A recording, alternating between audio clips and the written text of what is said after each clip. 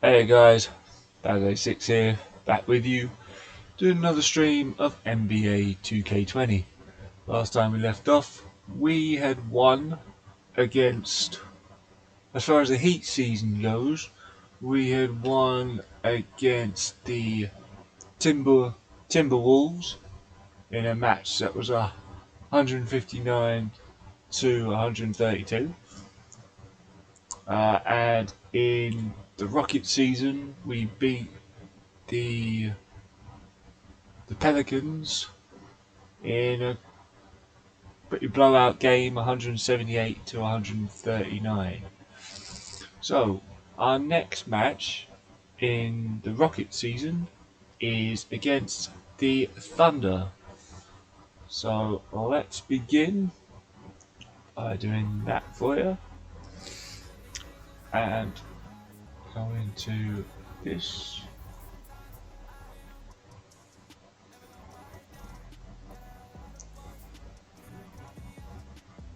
Move that down a little bit.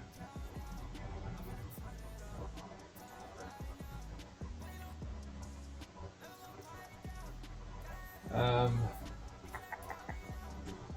what I need to do is give me just a second.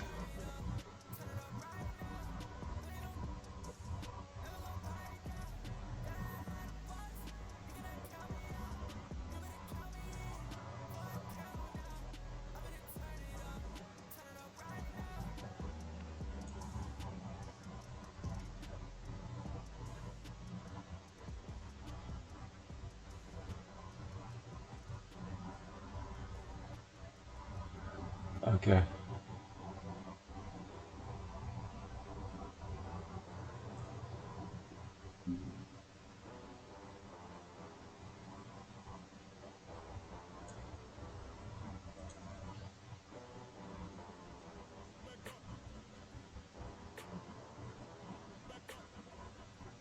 Right. Let's begin with today's. I'm probably going to do a minimum of 2, a maximum of 4, possibly. I'll see how it goes. But let's begin with our first match against the Oklahoma City Thunders. Here we go.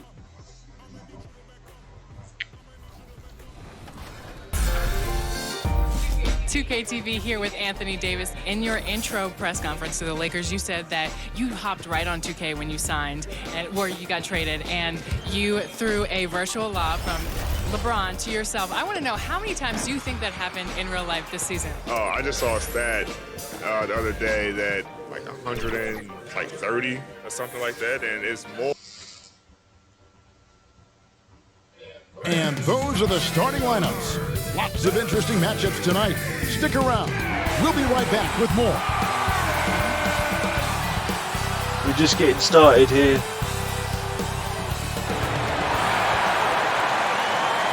Broadcasting live, 2K Sports presents the NBA. It's Monday night. With Greg Anthony and Hall of Famer Doris Burke, this is Kevin Harlan. And joining us on the sidelines, another Hall of Famer, David Aldridge. Here's what Oklahoma City's schedule is looking like. On Wednesday, they'll be facing off against DeMarcus Cousins and the Portland Trail Blazers. And then on Saturday, they'll be facing Drew Holiday and the New Orleans Pelicans. And we've got time for a quick pregame report. With that being said, let's head to the sideline and our Hall of Famer, David Aldridge. D.A.? Well, James Harden is both famous and infamous with his skill at getting to the foul line. Some don't like it, but Harden says, free throws are a part of basketball. Either you're going to foul me or I'm going to score. Putting the pressure on the defense like that is tough. But that's what makes a good player. Kevin, no lies told there. Well, no doubt, David, he is one of the best. Thank you. Doris teams sometimes struggle right out of the blocks. When do they generally hit, in your opinion, the panic button? Well, let's hope the panic button doesn't get hit for anybody, Kevin. But the one thing that would concern any team, obviously, is injury to a star, either an established star or a rookie they're trying to get good minutes for. But, boy, if you're hitting the panic button this early, look out. But the one thing is, Doris, you can really kind of rectify the situation because of the length of the regular season. No doubt, Kevin. An NBA year affords plenty of opportunities to find your footing. So here's Oklahoma City's starting group. Gallinari and Adams, the combo out front. Chris Paul is out there with Gilgeous-Alexander, and it's Robertson in at the 3 spot. And for the Rockets, Westbrook and Harden, the dynamite pair. They're the backcourt.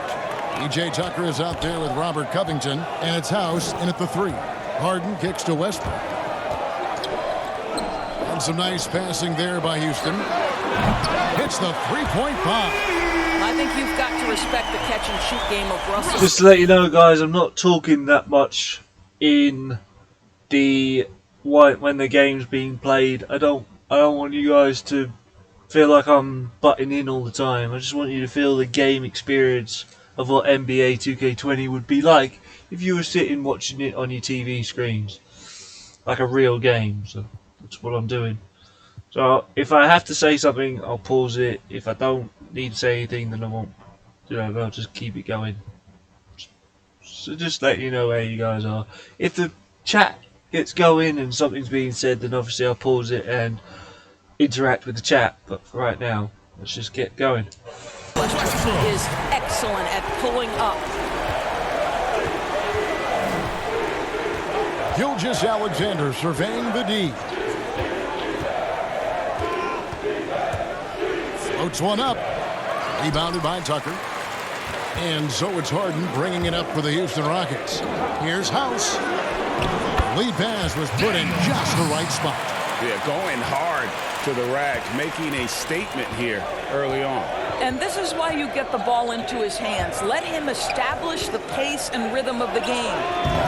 The putback controls the rebound and puts it back up and in. Well, simply stated, Steven Adams is a force to be reckoned with rebounding the basketball. Westbrook finds Harden from deep three-point range, and the rebound goes to the Thunder. They come in fresh off a win against the Warriors. They played terrific defensively. The few cracks they showed, guys were quick to rotate and help each other out.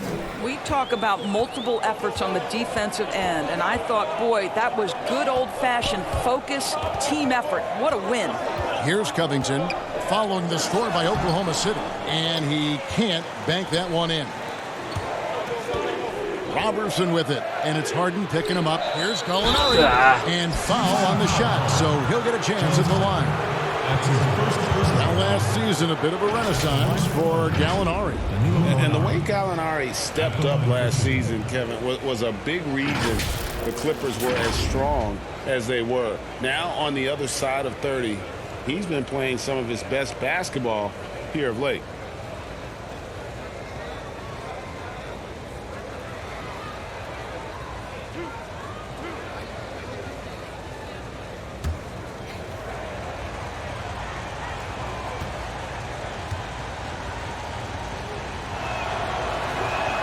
That free throw good from Gallinari.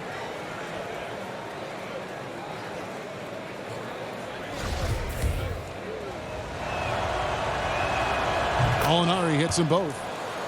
Well, the Thunder begin on the defensive end of the floor. This is a team whose formula is to force a ton of turnovers, come up with steals, get out in transition. Last year, 4th in the league in defensive rating.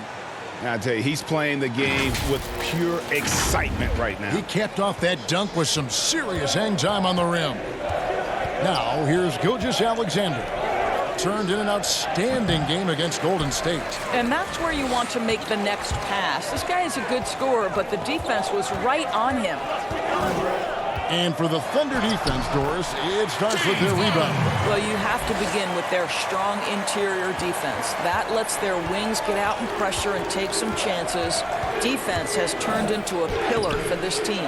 Those are chances almost always you can rely on him to get you 2 points, but the D just enough to keep him out of rhythm. Now here's Westbrook. He had 31 points in the win against New Orleans. Well, you also have to credit the way he controlled the pace of the game and was able to create for his teammates. And here is Adams following Russell Westbrook's three. Back to Adams. The fadeaway. No good. Shot missing. The Rockets go the other way with it. And he lobs it up toward the rim. Covington passes to Westbrook. Off the mark there with the three-point shot. Thunder trailing by 4. Down low. A nice shot by Gallinari. And a nice job here early of establishing an inside presence. To the inside, Tucker. And Adams sends it back. Well, so good at anticipating when shots are going to go up. Steven Adams, terrific protecting the basket. Covington trying to break free. Harden can't hit. For Oklahoma City, they've gone 4 for 9 from the field to start this game off. Gilgeous-Alexander can't get it to go. I think he's got to settle down because right now it feels like he's rushing, like he's forcing some shots. This quarter he has been completely bothered. And Greg, when you're discussing and comparing James Harden and what he's done these last few years, you have to do it on a very historic level. He's going to go down as one of the best to ever play the game. His production is incredible, and the skill level really is groundbreaking. Easily the best off guard in the league. Shooting 2.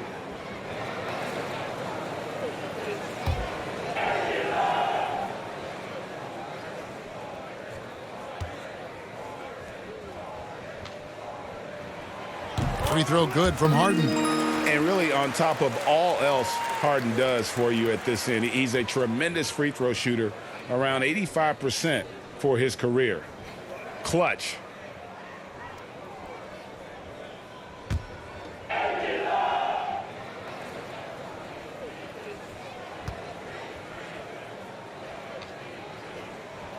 He hits both from the stripe. And that's another area where he is just a superb player. Excellent at the free throw line.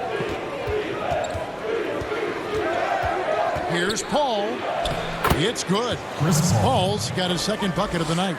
He plays with such an aggressive attitude. Even a sliver of daylight gets him to the rim. Harden outside. It's Covington on the wing.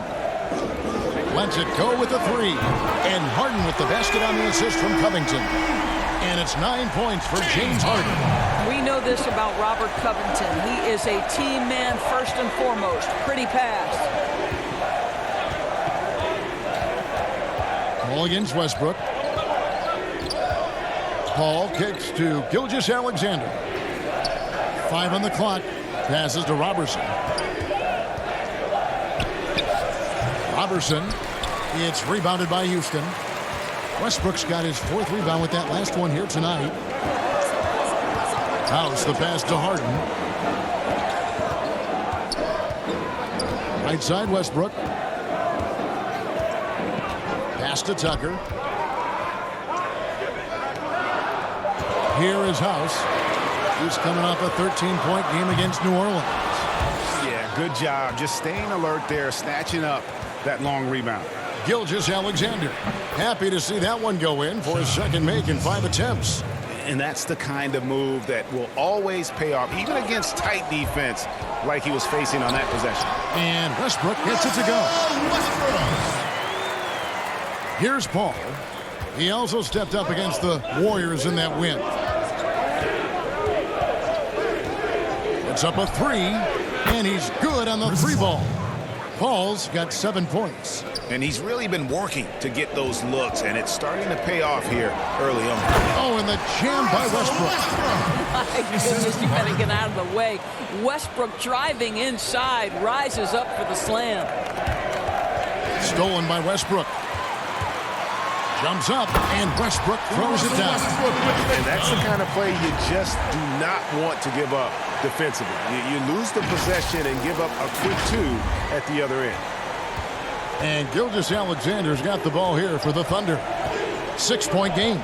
This, of course, their first opportunity to play Houston this season. And this, the first of 3 games these two teams will play against one another this season. Well, statistically not the most imposing shot blocker, but he gets every bit of that one, did Tucker. It's Westbrook with the drive. Whistle blows. Bucket is good. He'll have a chance at the line to make it a 3-point play. I'll tell you, this guy is proving to be a problem for the defense. In this quarter, he has been special. You know, you think back to the history of players in the NBA and who can match up to the intensity of Russell Westbrook. This guy goes full speed, 100% every second he's on the floor, and regardless of how you rate Westbrook, you have got to admire what he brings nightly. Looking at who's out there now for the Rockets. Jeff Green, he's checked in for P.J. Tucker. Damari Carroll comes in for Robert Covington. And McLemore, he's checked in for Danuel House. And it's Gordon in for James Harden.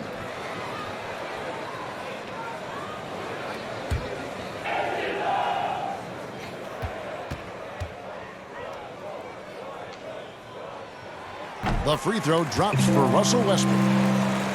And Doris with Westbrook, that competitive fire, an edge he plays with, can rub some opponents the wrong way. It can, Kevin, and to be honest, Russell Westbrook probably wants it exactly that way. He's beloved by so many retired players because to them he brings that old-school NBA mentality.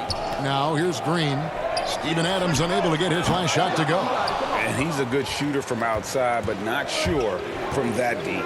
Boy, we're seeing it more and more. Guys looking to create additional space by stepping back further from the line. Great instincts from him to get a hand on that pass and tip it out. And offensively, a little bit of a careless toss. You could have used a better angle on that pass. And that one's good. Noel. Well, 6'11" Nerlens Noel, so efficient down deep, working his magic thanks to that great size. Outside Westbrook. Houston moving the ball around. And it's Gordon missing. Thunder trailing by 5. Schroeder looking around. Here's Ferguson, guarded by McLemore. Pass to Adams. To the paint. And Noel kicks to Ferguson. Clock is at 3. Oklahoma City needs to get off a shot. And it's Schroeder missing. Rockets leading by 5. Ball's knocked loose.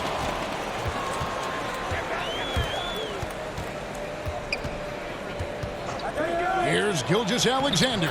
And he uses the glass on the layup. Gilgeous-Alexander's got 6. This is what we call highly efficient play. Working off the screen, getting to the cup. Westbrook passes to Gordon. Outside, Green. And it's Gordon. That's over the assist by Green. And the Rockets lead by 5. They're finding lanes to the hoop now with consistency. 5 buckets in a row from the paint. The defense ready for him on that possession. They had to be because he is so strong in the paint. And the foul called on Nerlens Noel. That's his first foul. Austin Rivers, he's checked in for Russell Westbrook. And Oklahoma City also making a switch. Muscala's checked in.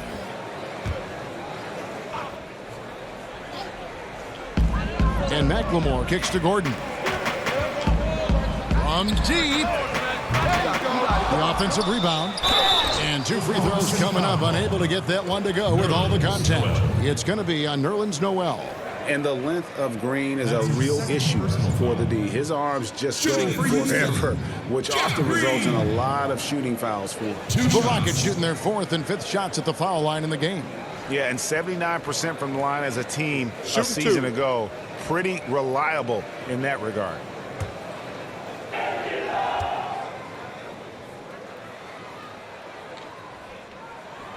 The free throw drops for Jeff Green. And Jeff Green now a journeyman veteran in the NBA. But you know what, Doris? He'll give you good production. It doesn't matter, Kevin, where you seem to play this guy. Jeff Green finds a way to contribute. Listen, I know his three-point shooting can be hot and cold, but this guy is aware of when to look for it and when to move the basketball. Two qualities you love. And Jeff Green drops them both. A lot of competitors in this league, Doris, and you've got to be that way to play at this level. I know you have a list of competitors that you admire a lot. It's those guys, Kevin, who have that insatiable desire to win. The guys who absolutely despise losing, who it almost hurts. It's painful physically. Giannis Antetokounmpo is driven to be great. He wants an NBA championship. LeBron James has got multiple titles and continues to pursue greatness. What I love about great NBA players, it's never enough, Kevin.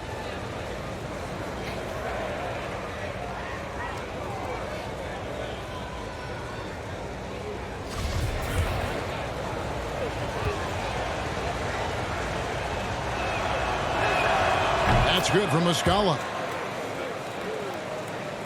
And it's Carroll with the ball for Houston. They lead by 4. From deep, McLemore. It's rebounded by Oklahoma City. It's Schroeder with the drive. That one's in. His first bucket of the game. He's 1 for 2. This is Schroeder at his best, putting that blinding speed to great advantage. Right side, Green. It's good. He makes his first shot of the game. The assist totals, Kevin, just continue to grow. They're way ahead in that category. Ball movement has been awesome. Well, coaches love seeing this from Dennis Schroeder. Recognize the situation, find the open teammate.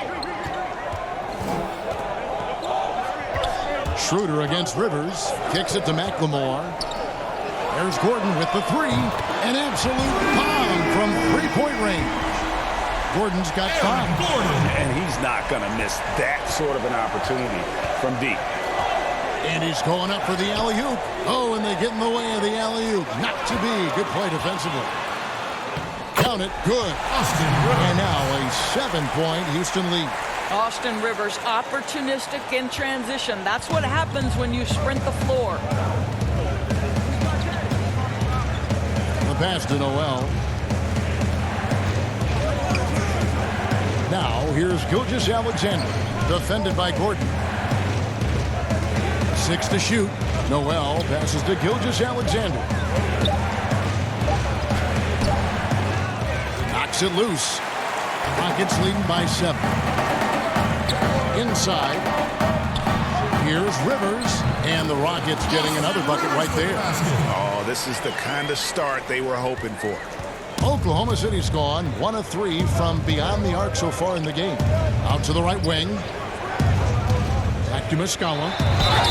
And that'll be 2 free throws coming up. Officials on the call with the foul. Jeff Green picks one up. I tell you what, he earned his money on that foul. The Thunder have yet to miss from the free throw line. They're 3 for 3. And one of the weaker areas for this group, only shot about 71% from the line a season ago.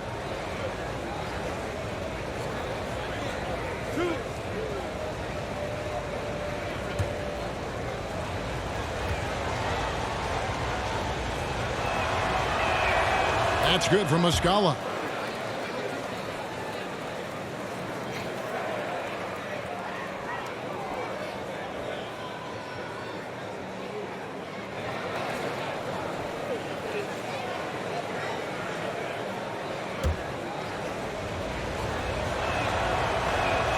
And that's good as he hits both of his shots. Boy, a really soft touch on display. It is a luxury to have a big man who can hit from the line at a consistent rate. Passes it to Carroll. Now Rivers. He's covered by Muscala. Houston moving it around. Now here's McLemore. Defense right on him. Houston needs to get a shot. And they force the shot clock violation. Great D. Thunder ball.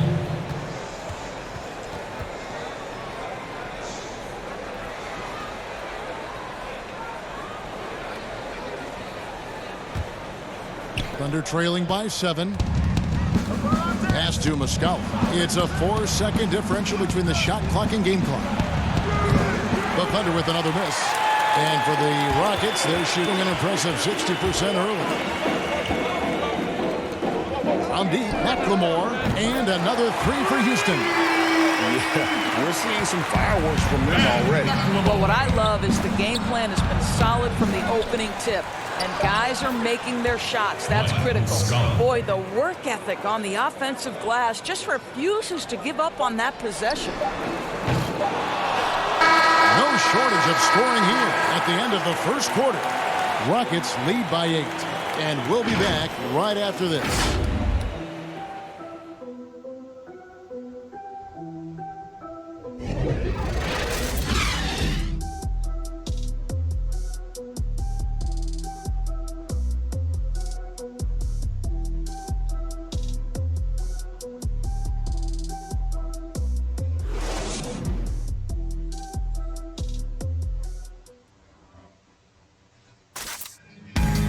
Chris Ball, an elite defensive player, a student of the game for sure, talks about his knack for making a lot of steals, forcing turnovers. The steals thing is just something that I've always had a knack for doing, and just I think it's because I watch so much basketball. We hear about the importance of watching film, Greg. It reveals itself in many ways. And learning guys' habits. What they like to do gives him a knack for when to go after steals without hurting his team. And for those of you just tuning in, the second quarter of action is where we're at right now. And looking at what we've seen from Houston, what do you guys think? Just stretching out the floor in that first. They had the defense scrambling. And that was obviously the plan coming in. Now the big question, can they maintain that efficiency from range as the game goes along? And a chance here presented by Gatorade to see who's on the floor, all fueled up and ready to go for the start of the second quarter. Taking a look at the Thunder, Schroeder and Gilgeous-Alexander. They're up in the backcourt. Mike Muscala out there with Ferguson, and it's Noel in at the 5 spot. And here is Gilgeous-Alexander after Eric Gordon hit the 3. Noel up top, Carroll covering. Ferguson for 3. Carroll with the rebound. Rockets leading by 11.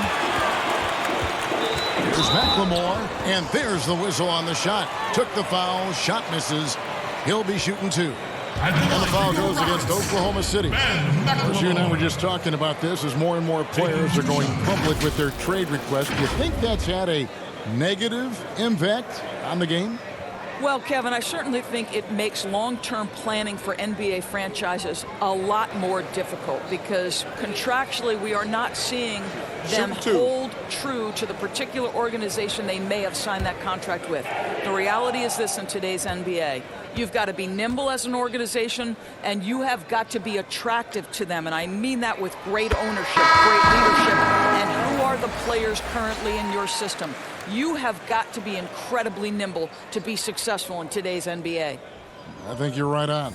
And the Rockets making a change here. Tucker's checked in. Gallinari, he's checked in for the Thunder.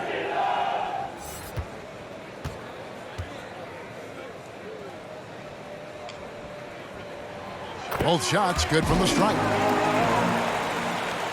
Just over a minute gone here in the second quarter. Schroeder against Rivers. He dents the rim with a two-handed slam. Wow. They feed off the energy of Dennis Schroeder, and when he gets these opportunities, he makes the most of them. Gordon kicks to Rivers. Shoots over Schroeder. And that one is off. Now Oklahoma City takes it the other way. Second quarter of basketball, just over a minute and a half played so far. It's good, and the Rocket lead is cut down to 9 in the bucket from Noel. How about that show of strength from Nerlens Noel? No fear in how he attacks the defense on these shots. Pass to McLemore. Takes a 3. Connects from three-point range. McLemore's got 5 points now this quarter. Maybe he's not one of the elite sharpshooters, but even still, that's not a shot that D can afford to give him. Stolen by Rivers. And finished off by Rivers. Austin Rivers knows how to navigate through defenses, puts the ball on the deck and gets to his spot. Poked away. And here we go. McLemore heading to the hoop. And McLemore slams it in. Well, there you go. One team operating on all cylinders at both ends. Steals, fast break buckets, and the other team in scramble mode. Now, here is Gallinari. He picked up 18 points in their last win against Golden State. Well, there's an unpredictability to his offensive game. He is always keeping the defense off balance. Here's Gordon. They lead by 14. And here's Rivers. 6 points for him. And good that time. Rivers has got 8 points. Well, the advantage they have right now is largely based on his play. What an outstanding night. Ferguson, the pass to Noel. Oklahoma City moving it around. There's Schroeder. That one wide left. Well, if the defense gives him that shot next time, they could get burned. I think he's just a little bit out of rhythm. It's rebounded by Schroeder. Now the pass to Ferguson. Pull-up jumper. Here's Noel. Out of hand on it. Now here's Rivers. He's got 8. He kicks it to Tucker. From deep, McLemore. And another 3 for Houston. And they're right around 50% for the game on their threes, and they've only gotten better as the game's gone on. All the lob to Gallinari, and Gallinari throws it down. Boy, we think of Dennis Schroeder as a natural-born scorer, but there he does a great job passing the basketball. And Houston calls their first time out of the game. And sometimes from the outside, not always clear what led a coach to call for a timeout. And as you know, it's what comes after that gives you some sense of what has changed.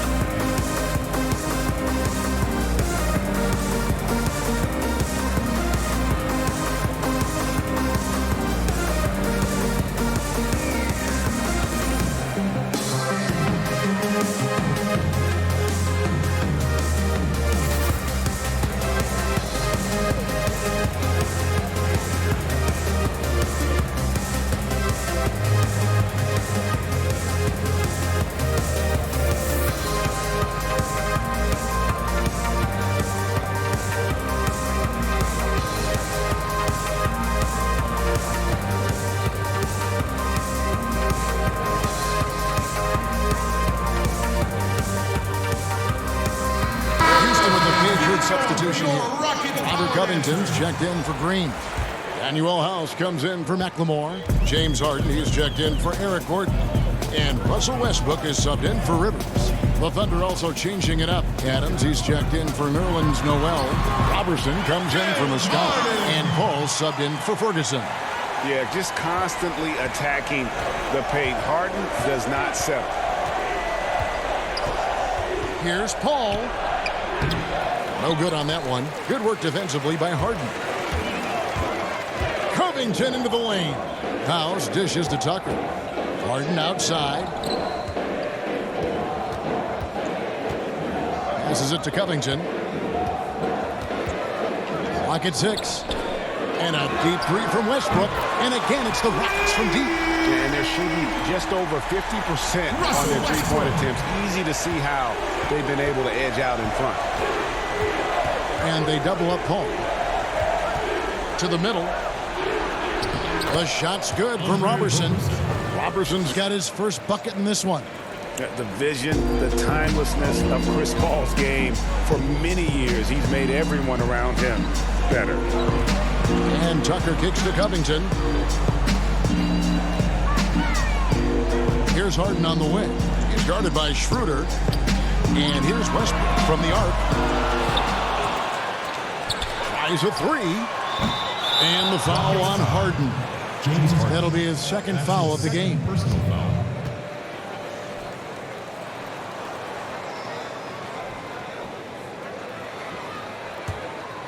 Thunder trailing by 20. Adams outside. Shoots over Tucker. Harden grabs the miss. You know, they don't score on that shot, but they're going to be happy with those kinds of possessions.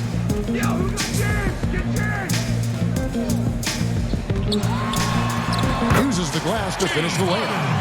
Harden's got 13 points. Yeah, I love watching Harden be aggressive inside. One of the most efficient scorers in our game. Here's Paul. Rebounded by Tucker. Tucker's got his 5th rebound right now in the game.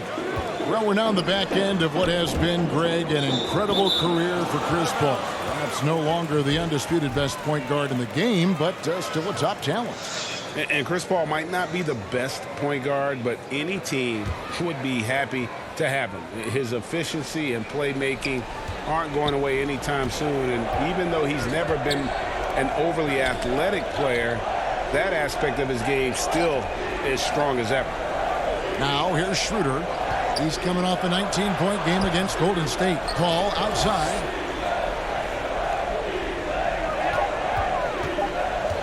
Let's go. And again, Oklahoma City, no good. And after nailing a three-pointer in the first quarter, he has yet to connect here in the second. And I just love how aggressive Harden is inside. When he's deep like that, he is ready to finish with authority. Difficult situation for Oklahoma City. They've been looking out of sync offensively. Yeah, their offense has ground to a standstill. Houston's gone 4 of 6 from long range in the second quarter. Solid shooting. Pass to House.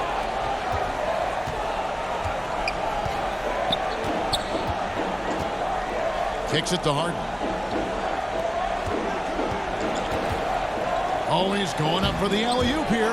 Trying to go for an alley-oop, but excellent defense and anticipation there to stop it. A shot by Paul. Nobody around. Not wasting any time and taking the shot and knocking it down. Here is Harden. He's coming off a 25-point game against New Orleans. And let's not forget about the assist. This guy as a playmaker was a driving force for that offense. And the activity he shows around the rim is why he is such a respected defender. And what you love about his work defensively, the ability to challenge and change shots without fouling.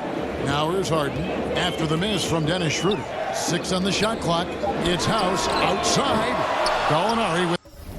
Cheers, man. Cheers, Jay Hollywood. I'm keep grinding. I'm keep playing. Don't worry. I wasn't talking because the chat wasn't going on, so that's why. But yeah, I'm just making the viewers feel as though they're watching an actual basketball game. That's what I'm going for. And if anyone messages in the chat, then obviously I'll interact with it. But other than that, just sticking with playing basketball. The rebound. Thunder trailing by 20. Paul passes to Adams. He kicks to Schroeder. And Harden comes to help. Pass to Gallinari.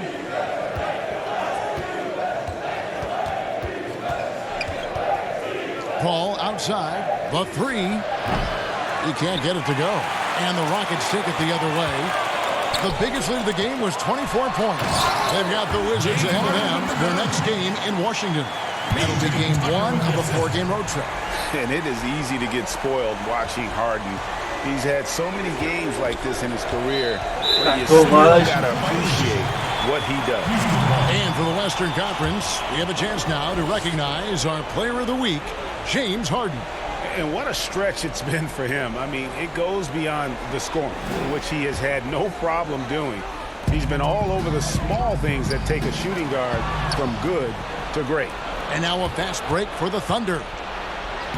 The shot's good from Robertson. Running the floor out in the open space. Andre Robertson knowing where to get to. Rockets leading by 20. Harden surveying the D.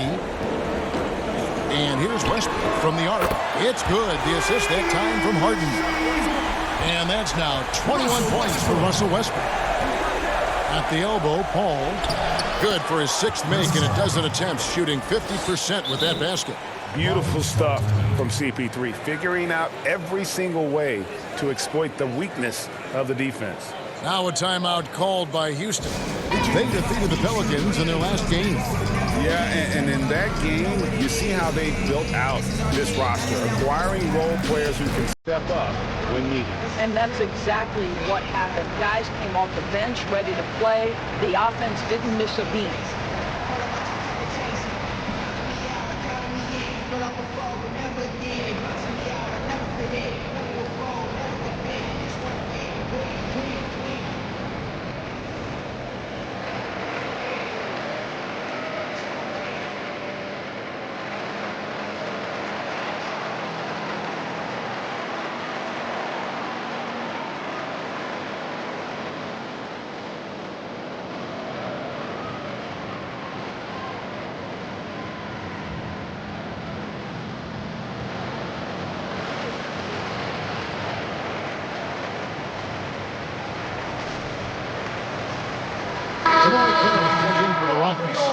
Shai Gilgeous-Alexander checked in for Oklahoma City.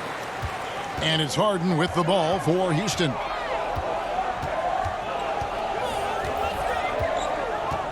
Outside Westbrook.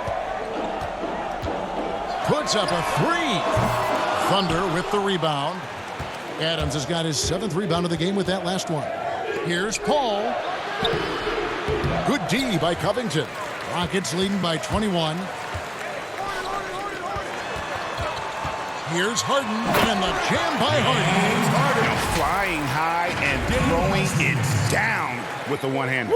One of his favorite moves right there, guys. Oklahoma City's gone 0-2 from deep here in the second. Paul kicks to Gallinari. And there's the pass to Robertson. Back to Gallinari for three. Offensive rebound. Adams. 2 points. That one goes. Adams has got 6. Many players will tell you Steven Adams is the strongest guy in the NBA. Boy, tough to corral when he's looking to score. And it's Westbrook missing. And we haven't seen them be quite as aggressive driving the basketball, settling far too much for jumpers. And Adams kicks to Paul. Pass to Robertson.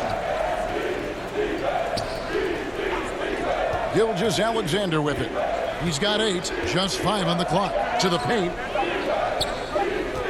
Here's Adams. It's rebounded by Houston. The shot's there for him, and he's got to take it. I don't care if he doesn't convert. That's a shot he has to continue to take. And the jam by Harden. Oh, Kevin, not a penny, not a Manny, but a facial. Oh, a bounce to the ounce, Greg? Yeah, showing off the bunnies. 52 seconds left in the first half of basketball. Paul passes to Gilgeous-Alexander. Gallinari with it, guarded by Harden. Feeds it to Adams. Shoots over Carroll. Adams' shot is good. Adams has got 4 points this quarter. Rockets leading by 21. Harden right side. 27 seconds left in the first half. And a deep three from Westbrook. Gallinari with the rebound. Thunder shooting in this game, 45%. He dishes it to Paul.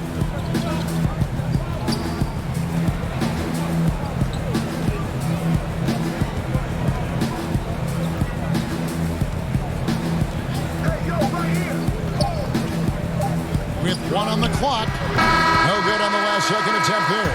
Well, a hallmark of DeMarre Carroll's game. Smart, relentless defense. You'll never get an easy look off this guy. And so it's the Houston Rockets sitting on a 21-point lead to end the quarter. The scoring has been tremendous, and they are shooting lights out with very high accuracy. We'll return shortly. It's the 2K Sports Halftime Show.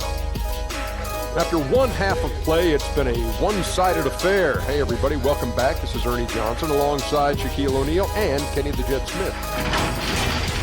It was all Russell Westbrook in the first quarter. He had 21 points, 4 rebounds, and 1 assist. Kenny, what you think about the Rockets? So Westbrook, talk about a guy who does everything for his team. He's the catalyst on offense, a ferocious finisher. Then defensively, he has all the tools to disrupt anything you do on the offensive end. And big fella, let's get your thoughts on the Thunder.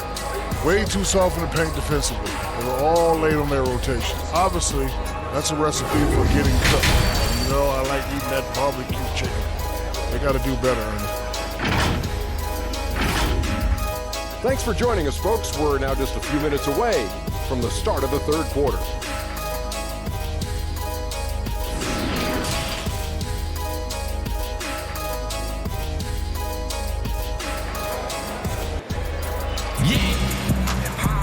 And after a very lopsided first half, we'll see if things play out a little more evenly here in the second. Well, you look at Russell Westbrook in this game, he has been everywhere. And you know he's going to put up points every time out, but boy, he made it look so easy in that first half. Now let's see if he continues that trend the rest of the way. He certainly has the talent and the endurance to do just that. And with the big gap on the scoreboard, the second half begins with very different goals for these teams. One side trying to mount a comeback, one side trying to protect their lead. Westbrook and Harden, the dynamite pair, they're the backcourt. Robert Covington out there with P.J. Tucker, and it's House in at the 3 slot. So that's who's on the floor for the Rockets. Covington trying to break free, hits the difficult fadeaway jumper. Tucker's got it going here in the start of the second half. The first points in the third quarter for Houston. Gallinari on the wing.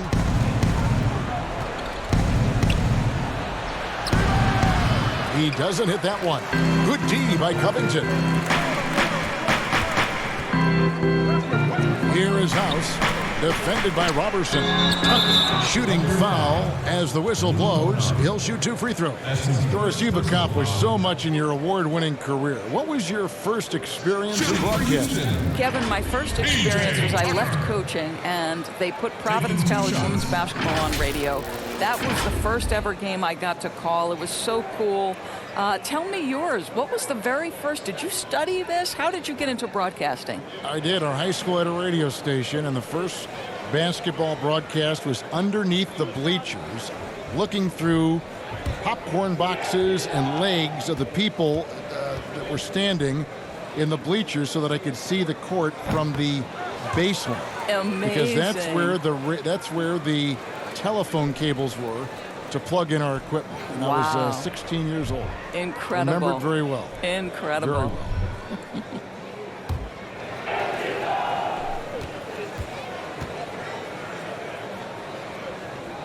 Good on the second free throw. No, make no mistake, guys. One of the more effective second-round picks we have in the NBA. Tucker provides a steady diet of production. Now, here's Gilgeous-Alexander. Second half just getting started, about a minute played. And Robertson has it in the corner. The putback, it's good on the putback. Boy, I love how hard Steven Adams works on the boards. Excellent timing for that putback. Westbrook passes to Tucker. Here is House. Now Covington. No points in the game yet for him. And the basket by Harden. Coming off a big game, his confidence couldn't be higher, and Coach knows it. Well, the best players, to me, deliver night after night after night. So as long as he's hot, keep riding it. Bounce pass from Gilgeous-Alexander. And Adams with the slam. Well, Steven Adams is a formidable presence on the interior. Nice finish. Here's Harden on the wing. And a deep three from Westbrook. It's good. The assist that time from Harden. And that's now 24 points for Russell Westbrook. For Oklahoma City, they've gone 2 of 4 here to start the second half. That's a 2 from Paul. And the shot is long. For Houston, they've gone 3 of 3 from the field since halftime. And Westbrook throws it down. How about the high-flying antics of Russell Westbrook? The alley-oop. My goodness, that's pretty. And so it's Paul bringing it up for Oklahoma City. A little under 2.5 minutes gone by here in the third. Oh, I love that dish down low. Here's Westbrook. He's got 26. Harden outside. Three-pointer. It's rebounded by Paul. and close to making the defense pay for the lax coverage that time. And the foul called on Russell Westbrook. That's his first foul.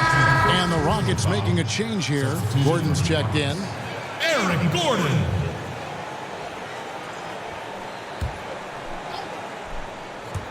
Here's Paul. Wide open shot is on the money. Paul's got 15. Wow, fired that bounce pass in there. Beautiful. Down low. And Harden with the basket on the assist by Westbrook. If you leave someone open around Russell Westbrook, he knows it's his responsibility to find the open guy. Here's Paul. Gallinari tried to get open. Paul's shot is off. For Houston, they've gone 5 of 6 so far from the field in the second half. Tremendous efficiency. Robertson kicks to Adams. And contact on the shot, so he'll be shooting free throws here. That's his second personal. Doris Adams, a terrific player on the floor. But you know what? He's a great teammate as well. They always talk about the great chemistry he brings to the Thunder. And anyone who's had a conversation with... Big shout out to the one person watching. Please share out the stream and press that like button if you enjoy what you're seeing. Hope you're doing okay today, whoever this person is. I'm not talking that much because I'm letting the gameplay do its thing. So if you want to talk to me, if you want to say something, put it in the chat and I'll interact with you. But with that being said, I'm just letting the gameplay do the game for me. So if you like what you see, press that like button. If you don't want to miss any videos, press that connect button and enjoy the stream, man. Enjoy the stream. Steven Adams knows he is quite a character. This guy is so easygoing. He's fun. I think he brings a great vibe to the locker room. Or as you think about the anchor of this team, Steven Adams just holds it down in the middle. Oh, Steven Adams does so much, but it all starts on the defensive end with this guy. He takes away so much space on the interior. He is commanding on the backboards. He contests shots. Everything you could hope for, Steven Adams brings. That's off as well, so he misses both. Boy, there's just a brute strength and physicality about Steven Adams. This guy knows his role and plays it to perfection. Now, here's Robertson. After Eric Gordon's miss, Paul passes to Gilgeous-Alexander.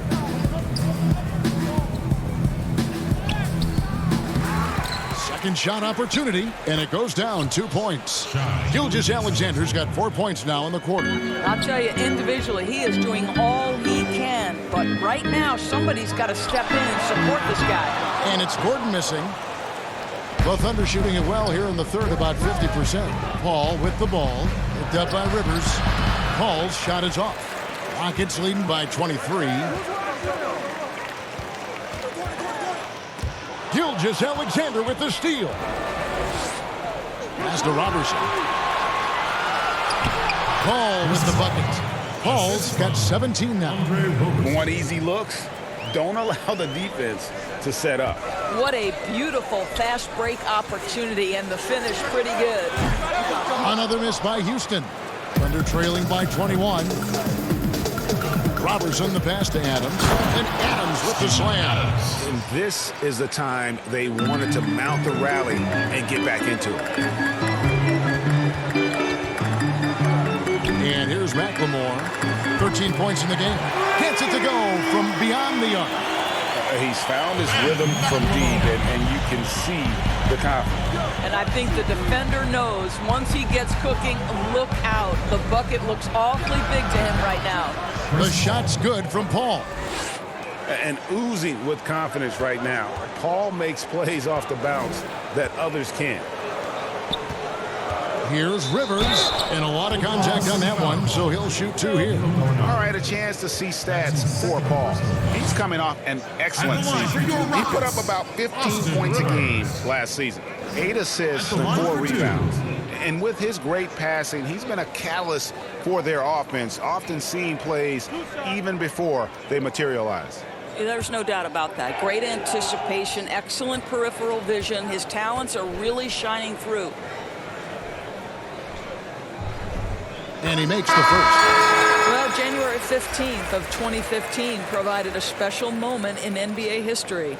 Austin Rivers made his debut for the Clippers guys, who were coached, of course, by Doc Rivers. That was the first time in history a father coached his son in an NBA game. What a special, special time. Rivers hits both of them.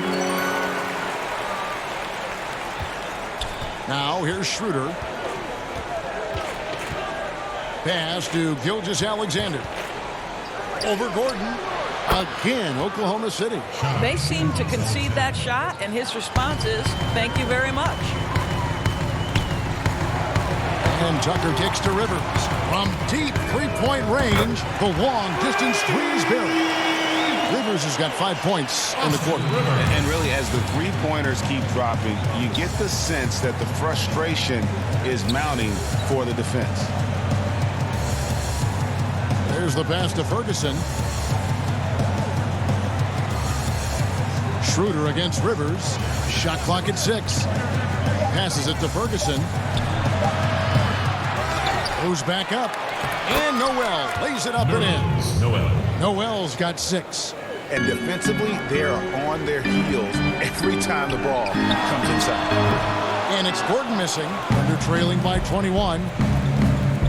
Out to the wing. Nobody near Schroeder. Sinks the triple. 7 points in the game. Well, you can see Schroeder willing to take more and more threes. If you're going to stay in the league, you've got to make them. Sometimes a player is born with a passer's mindset. He deals it with conviction.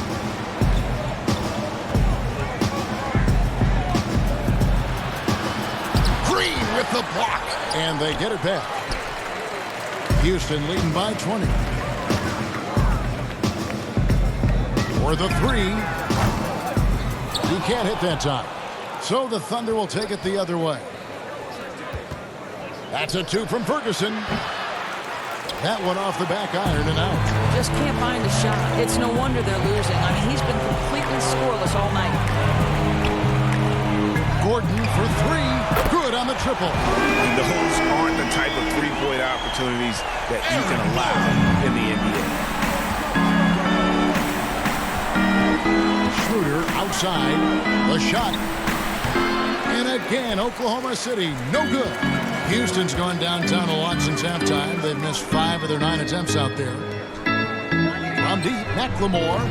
Good, and it's Green picking up the assist.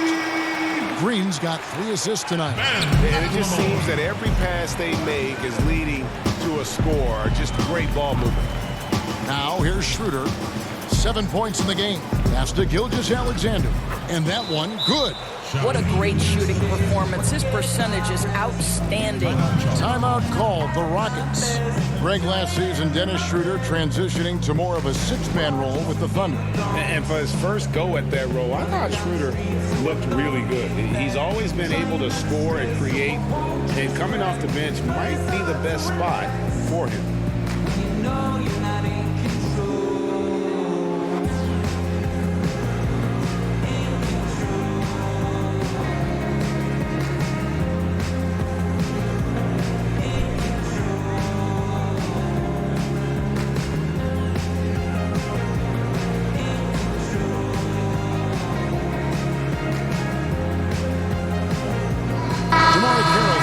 Green. And a switcher also for Oklahoma City. Nader's checked in.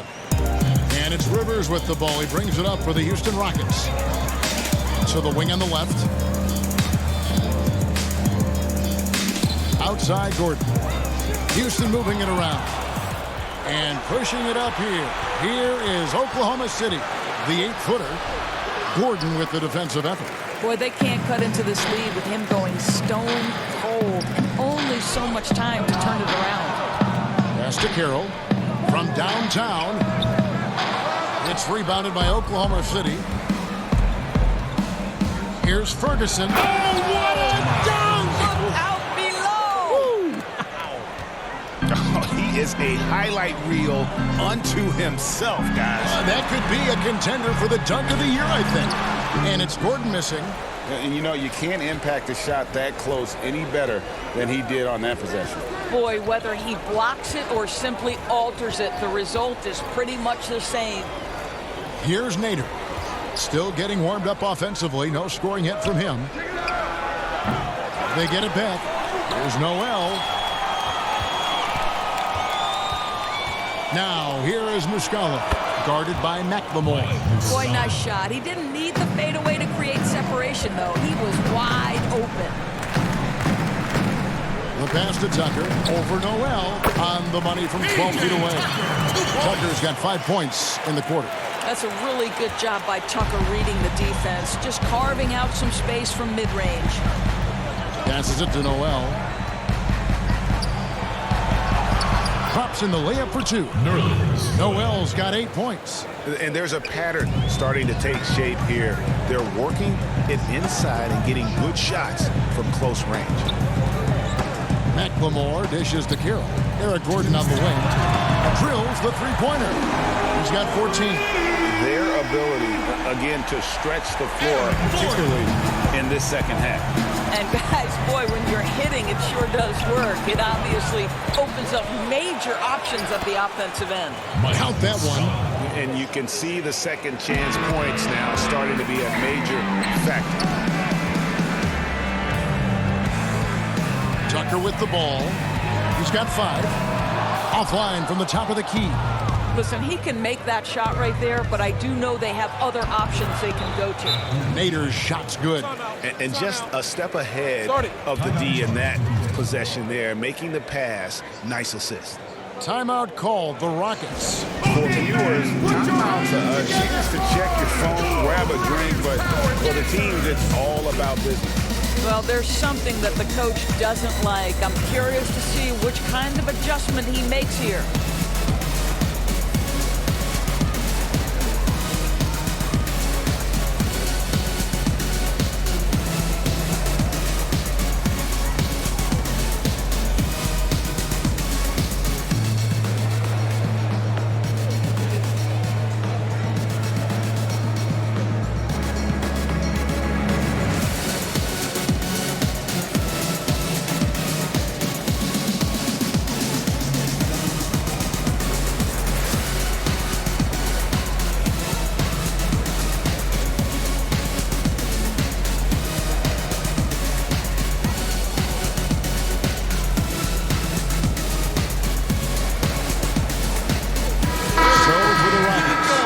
Covington's checked in for P.J. Tucker.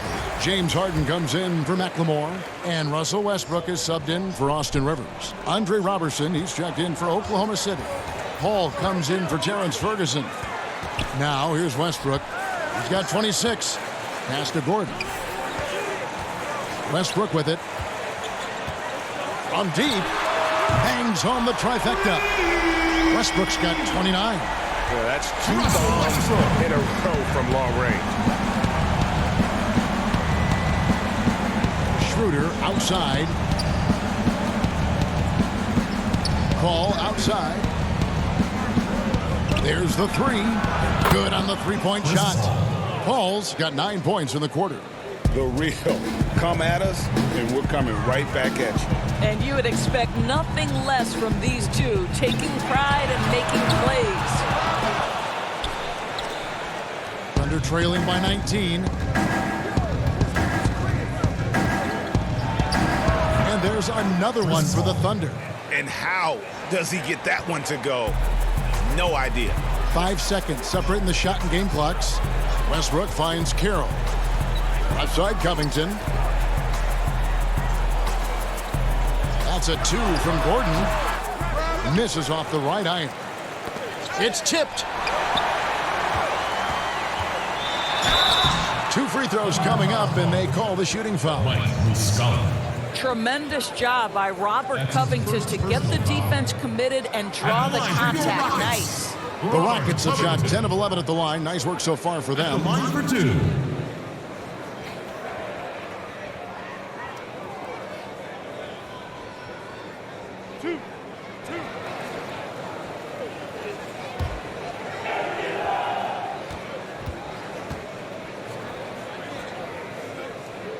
And the first one drops.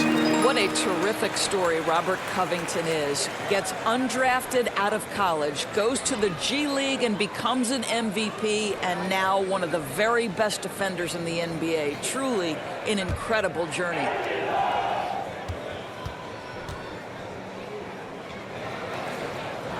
And both free throws good for Covington.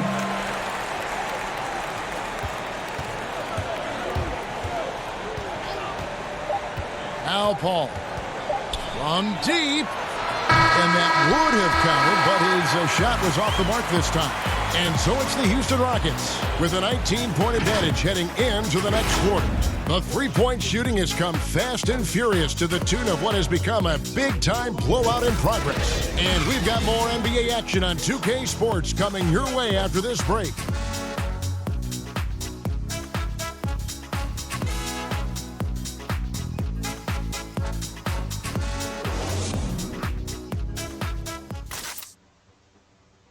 And let's take this opportunity now to show you our State Farm assist of the game. And how about the big fella here showing us he's got some point guard skill here with the tremendous setup. I'll tell you, in today's game, you want skill and decision-making at every position.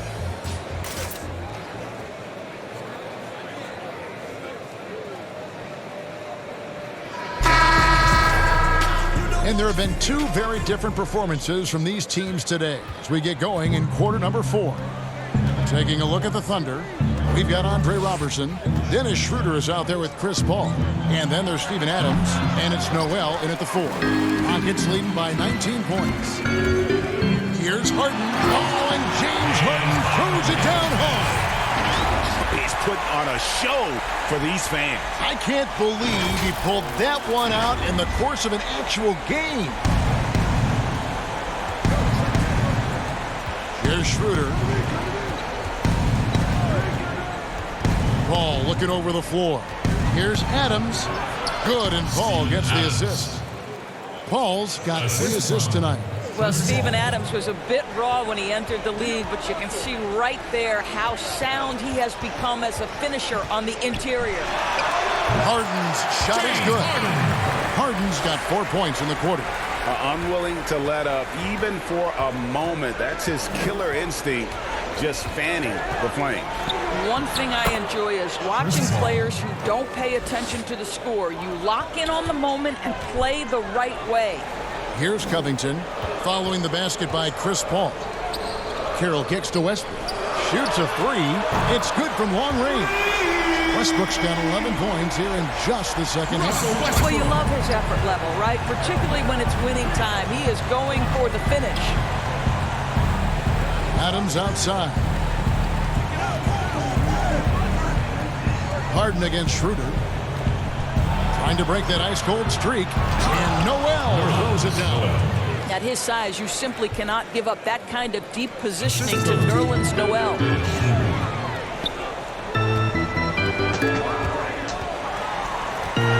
Gordon, the pass to Carroll. That one good for 2. Carroll's got his first bucket of the night. When you allow good scorers to get uncontested shots at the rim, no wonder you're losing. Greg, to me, this has simply stated been a complete lack of defensive attention and focus all night long. Gordon for 3, and again it's the Rockets from deep. And you can just see his confidence is rising. Bucket after bucket from long range. Pass to Robertson. Do you have high hopes for the new draft lottery system to keep every team competitive to the very end of the season? Well, one of the keys in implementing this new draft lottery system was to make sure that the bottom 3 teams were given equal opportunity to get that top draft choice. I think you did see it have some effect on play and teams trying to be competitive while understanding they're still going to have an opportunity to build their team through the draft. But here's the reality. The NBA has got to be under review constantly. There's a process in play. It's one of the most proactive leagues in the country in terms of always looking for little things to make sure their game is the best it can be. Attention to detail. Well said.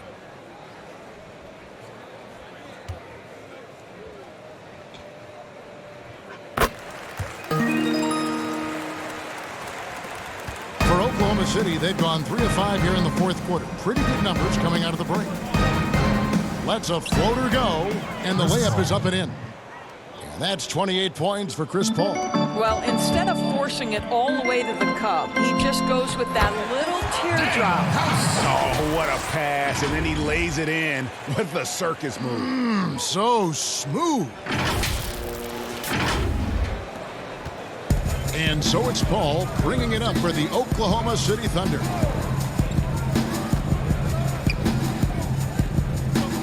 The pass to Adams. Offensive rebound. The putback. He hangs in there and cashes in on the second chance points. And they're beginning to just flat out fall apart defensively right now, especially on the interior. To the inside. Back to Westbrook. Houston moving it around. Harden. And the rebound goes to the Thunder. Adams has got rebound number 13 for him here tonight. Oh, big finish. Emphatic. He hangs on the rim just for good measure. Wow. Rockets have gotten 7 of their 8 shots to fall here in the fourth. A tremendous offensive output. Westbrook kicks to Green. Here is House. Back to Green. From past the arc. And another 3 for Houston. Yeah, coming down the stretch, they've become reliant upon their perimeter game. Boy, the three-point arc has been a major factor in what they've done here tonight. You love the aggressiveness. Passes to Burton. Here's Baisley.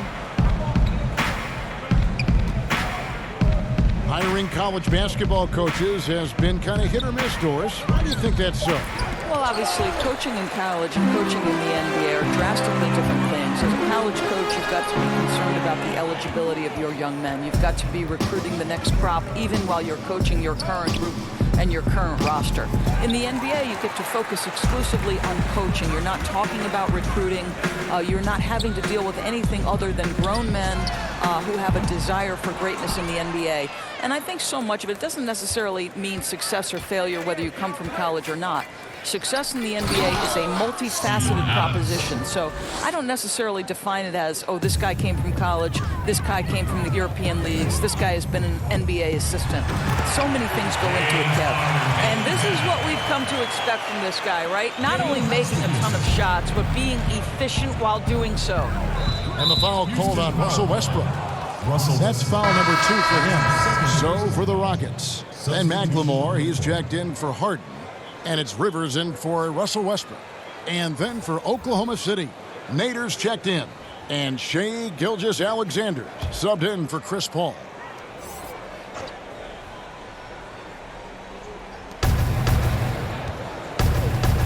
Diallo inside, guarded by McLemore. Diallo no good.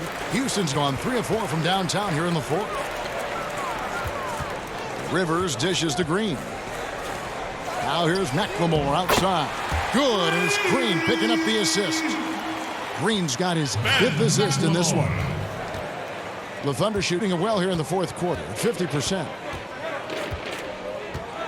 Here's Gilgeous-Alexander, and it's good. That bucket takes him to 9 for 14. I love the advantage he has from a speed standpoint. Does a great job of creating separation for that shot. Rivers kicks to House. Back to Rivers. Pass to McLemore. Here's Green. And Houston again with the bucket. Pretty dime there. The kind of ball movement coaches love to see. Thunder have got a pretty good rhythm going offensively, shooting 8 of 15 for the quarter. And there's the call. It's going to be an illegal screen.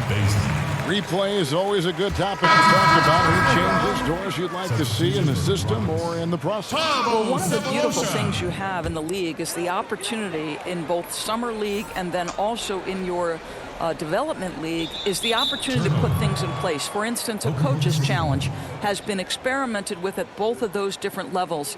And now the coach's challenge will be adopted and employed in the NBA. So I'm anxious to see how that plays out. Here's Diallo.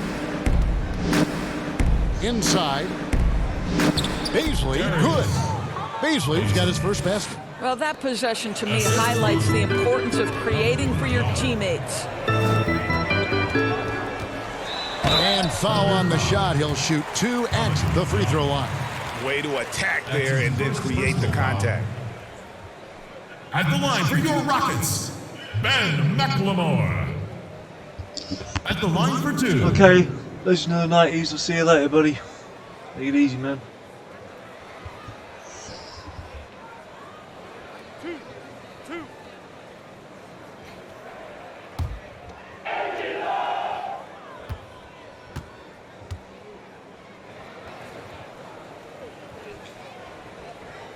He's off on the first. Caboclo's checked in for Houston.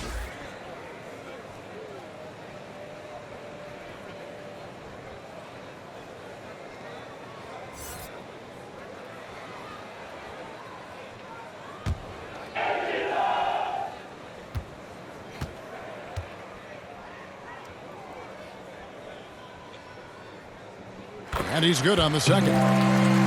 People look at that general manager position with the team. I think it grows with some organization, maybe shrinks in importance with others. But by and large, it is more stable than coaching, isn't it? That position of being a GM. Yeah, and I think, Kevin, if you were to ask coaches, one of the things I've heard sort of thrown out there as an idea is when you list the head coach's record, why not list the GM's record as well? Because the reality is success in the NBA is contingent on so many things. What's your ownership like? What kind of front office personnel? Have they made great decisions? Do you have the best possible coaching comparative to the talent on your roster? So much contributes to winning, Kevin. What great touch there on the fadeaway. Man, right in his face. And he gets the whistle. 2 free throws coming up. We're seeing some great shooters with length, tall players shooting from outside. That seems to be the rage right now. But when you look in your crystal ball, George, what might be the next player trend in the NBA? So we saw the evolution of big men as three-point shooters, men being able to enter the league as sort of back to the basket, consistent rebounding forces out of the post, now stepping away and becoming threats as face-up scorers. To me, one of the most intriguing young players in the league right now is Nikola Jokic. Here's a 7-foot guy who is a tremendous playmaker. His instinct is to pass more than it is to score. So you wonder, is that the next evolution of big men? And then the other thing, Kevin, you are starting to see offensive rebounding went away as a focal point of teams in the NBA. You are starting to see teams go back after the offensive glass. Does that continue? That second chance is a big statistic, isn't it? It is. And McLemore drops them both. Remember the time, Doris, when it was rare to see stars changing teams? Now we read about it every day. No question, Kevin. Think back to my formative years watching the NBA as a fan. Larry Bird was a Boston Celtic. Magic Johnson was a Los Angeles Laker. The trend in today's NBA is that shorter player contracts, more player control over where they want to be. And the reality is this, Kevin, at some point, free agency entered the equation. It's appropriate, it's fair, they've earned the right to choose where they play. Now here's Chandler. Pass to Rivers, kicks it to Cephalosha. 6 on the shot clock. Tries yet again. And Rivers with the basket on the assist from McLemore. McLemore's got his 4th assist with that last one here tonight. Now here's Diallo, guarded by McLemore. Here's Muscala. Oh, yes, he did. 5 up and 5 down for him so far. Now, how about how he sets his man up there, runs him right into the screen, and then gets the basket. From deep, McLemore. And the pass to Rivers. Back to Chandler. Laid in with a nice touch off the glass. Chandler's got his first 2 points of the night. Well, there's the king of the putbacks, right? Chandler devastating on the offensive glass. Throws it up high. And how sweet a play was that? As sweet as it gets. An exquisite pass to set up the powerful alley-oop dunk. Rivers passes to McLemore. Back to Rivers. Houston moving the ball around. Passes it to McLemore. Cephalosha the bounce pass. Here's Caboclo. And again, the Rockets good for 2. Here's Burton. Pass to Nader. Here's Baisley. And here's Diallo. He's guarded by Chandler. That's tipped. Rivers looking over the floor, and it's denied. Here's Burton by Cephalosha.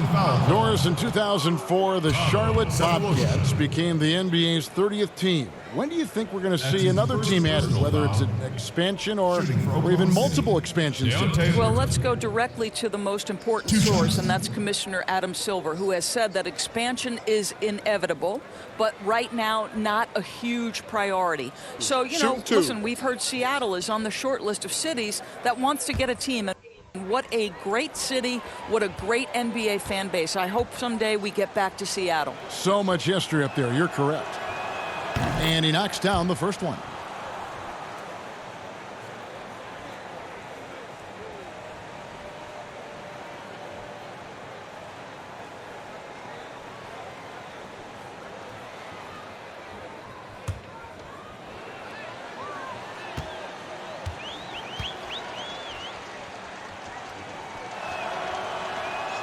So he makes 1 of 2 as the second one misses.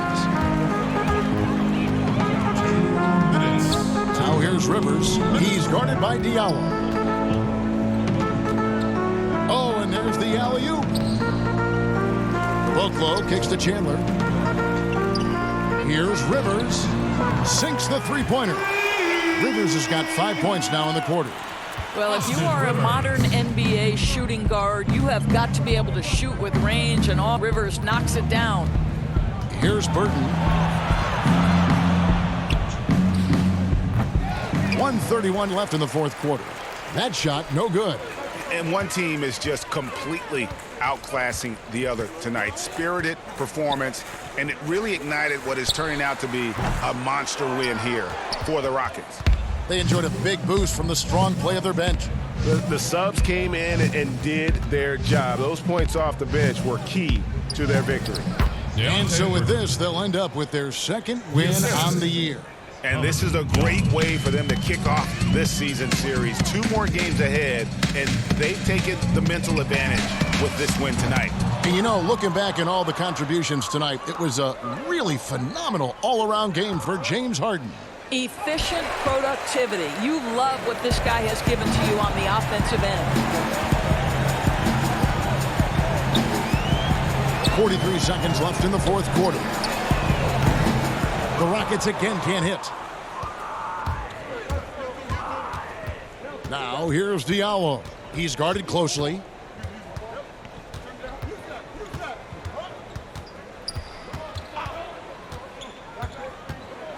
Pass to Nader. Here's the 3. And it's Rivers with the rebound.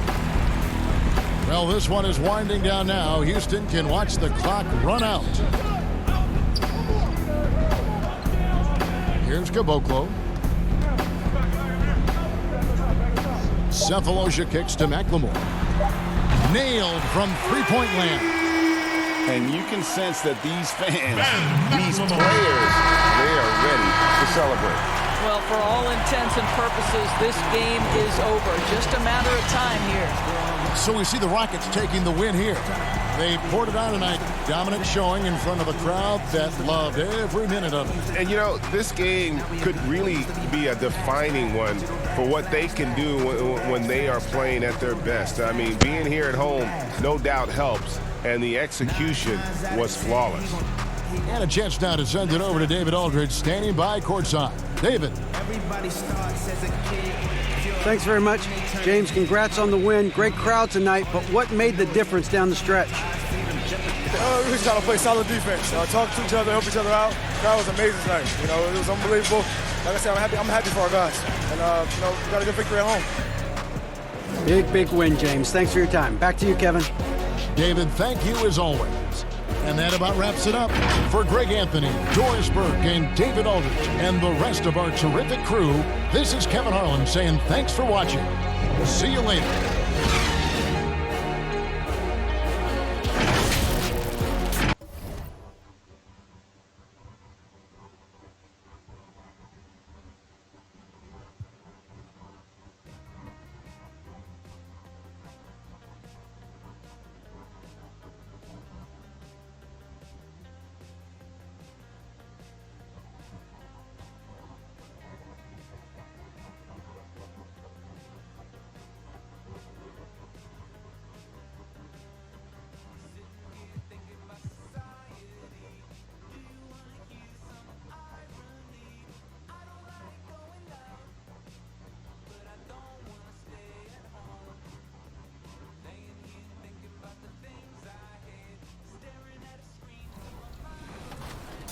So we have a 2K TV challenge this year, and someone has to pick a player and play all-time Anthony Davis on blacktop. So if you had to play your all-time self on blacktop, which player would you choose? I would say probably a guard. I'm not sure who, but if you pick a guard, they kind of have me a little slow on 2K. That's what I'm talking about. Kenyon. I don't think you go catch it. The brilliant blue water of Miami Beach, glistening from above on a beautiful day here in South Florida. Welcome, everyone. Thanks for tuning in to 2K Sports. We've got some NBA action for you coming up. I'm Kevin Harlan. We've got Steve Smith and Greg Anthony alongside, and our sideline reporter tonight, David Aldridge. And a chance now to see how teams are faring across the league. Here's the latest edition of the Power Rankings. Taking a look at the Hornets, they're gaining on some of the teams above them, trying hard to crack into that top 5. And you know, for the Heat, they were obviously hoping to start out better. Still, too soon to panic. But lately, they've had very little luck and seem to be trending in the wrong direction. A look at Atlanta's opening lineup. Hunter at the 3 with Collins at the 4. Young and Herter make up the backcourt, and it's Capella in at the 5. And for Miami, they've got Jones. He's out there with Jimmy Butler. Adebayo is out there with Robinson. And it's Nunn in at the point. Hey, Smitty, when a team underperforms early in the season, fans tend to go crazy. I mean, they just can't figure out why this is happening. But what are the players saying to each other on the bench when they're traveling in the locker room? You know, I think when you're having great communication, Kevin, when guys amongst each other, you're trying to get through it, you're working through it. Whether you get through it or not is fine. I think there's a sign that things are going wrong. Kevin, you hear about these player-only meetings. When you start having 2 or 3 of those, that's when the ship is starting to go south. They grabbed their own miss.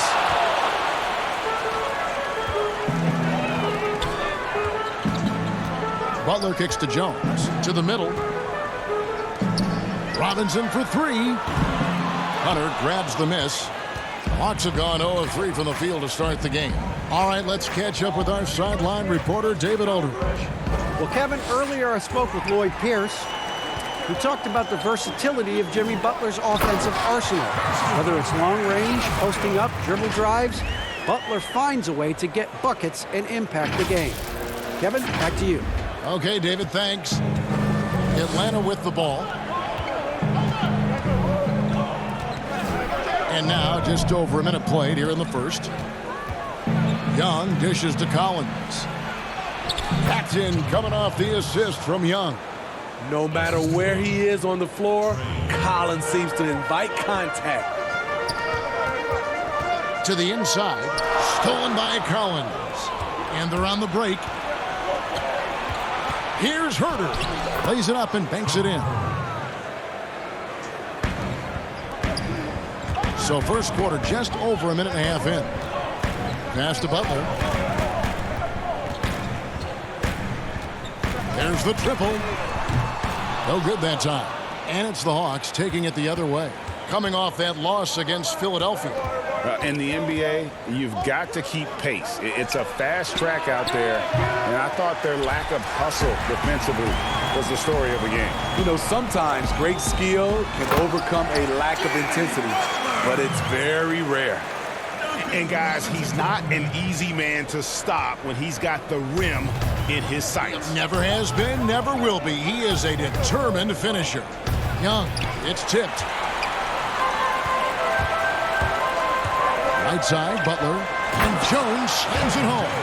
Jimmy Butler is on it, staying alert, finds his man breaking free. First quarter of ball, almost 2.5 minutes in. Pass to Herter.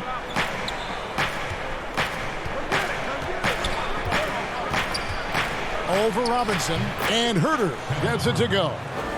Herter's got his second bucket of the night. Miami's gone 0 of 2 from deep here. Here's Nunn, defended by Young. Drains the three-pointer. Jimmy Butler, not a pure long-range shooter, but good enough to keep defenses honest. Young outside. with the floater. No good that time. Some solid defense from Butler. He's kind of lost his way this period, having a hard time getting anything to go down. This is who you want leading that play, a sure passer with great awareness. And first quarter, we're about 3.5 minutes in. Now, here is Young. 33 points last game. Offensive rebound. The putback, and Collins is right there. Keeping that play alive. Anytime a shot goes up, Collins is going to compete for it. Butler on the wing.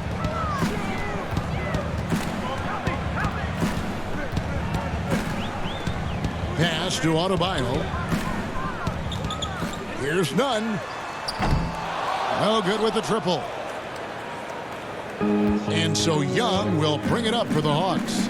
They trail by 3 this game against Miami here. Their first look at the Heat. Well, these two teams will see plenty of each other as this is the first of 4 contests between them this year. They know each other very well, and they'll be getting to know each other a lot better by season's end. Now, here's Adebayo. Butler way outside. That 3 off target. Had some space there after the little pump fake. Here's Herter. Here's Young, and he gets it to go. Unlike some great perimeter shooters, Trae Young is consistently probing for the best look. Down low, and stolen by Hunter. Launches a 3. Young's shot is off. He really can't buy a bucket, but his teammates have his back. A beautiful reverse layup. And that's now 7 points for Butler. He's a terror in the open court. Butler can beat you with power or finesse. It doesn't matter. Unloads from 9. Misses off the left eye. Off the mark once again. Terrible quarter for him thus far. In Miami last year, they had a shooting problem. Bottom 3rd in the league in field goal percentage, 3-point percentage, and free throw percentage. Hard to win that way in today's league. But he gets it back. Hunter. The pass to Capella. To the paint. Here's Herter. Persistence pays off as they finally hit a shot. Herter's got 6. They are just killing them on the interior. Steve, when you look at the Heat's roster, what you really see is a lot of toughness, length, and athleticism. Yes, all of that's great as long as you can also put the ball in the net. Now we know roster construction is a fluid thing. Miami has a talented front office. They leave no stone unturned in trying to build a championship contender. Shots good from Young. Very aggressive in terms of looking for his shot. 9 attempts already, but only able to knock down 2. And the rejection by Collins. Excellent feel and timing. Collins does a good job of protecting the rim. And he jams it with authority. The D just kind of stepping aside and letting him get to the rim. There's a reason, GA, the lead is what it is right now. It's a backbreaker for your defense, giving up easy buckets like that. They get it back. The kick outside to Butler. Miami no good on that time either. And that one gives them a +5 rebound advantage, Kevin.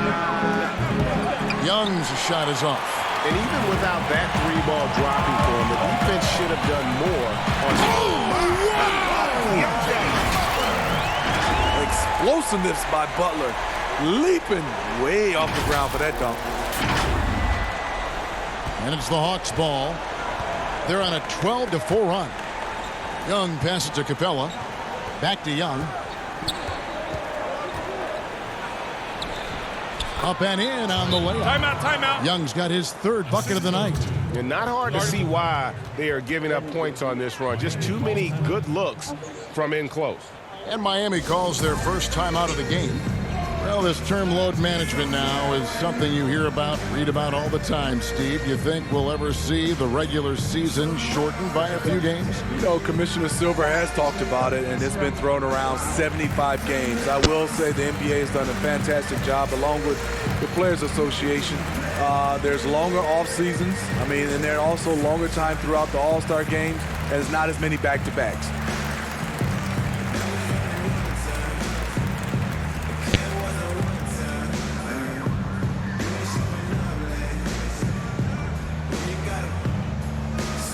And Miami going with a whole new group out there. And Atlanta will go for a different look here. Jones checked in for Clint Capella. Labissiere comes in for John Collins. Andre Bembry's checked in for Hunter. And it's Teague in for Young. Now here's Dragic. A 14-point game for him in the win against Minnesota.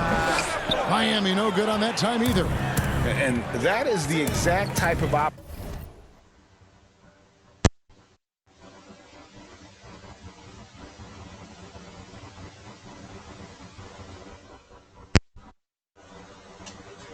this offense is looking to create. You know, if you get the ball to the right guy in the right spot, more often than not, you're coming away with points. Olynyk finds Crowder, and Labissiere sends it back. And like how aggressive Labissiere is on defense, using that wide frame to turn back shots. And here is Teague. He had a 15-point outing in their last game against Philadelphia. Clock at 6. Over Dragic. Again, the Hawks score. Now that's a high percentage look when the D doesn't fight over the screen. Reason why it takes extra energy to do it. You have to trust your defensive rotations, but it's worth it. Wasted no time on that one. He finds a little space. Crowder plays offense with his mind as much as his physical ability. Passes it to Labissiere.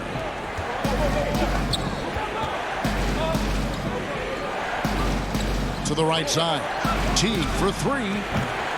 Rebound by the Heat. A team's rebounding is a great measure of its energy, and theirs has been terrific here in the first quarter. And for Jay Crowder, nothing has been given to him. He fights and he competes. Here's Teague. Pass to Labissiere. Now Teague.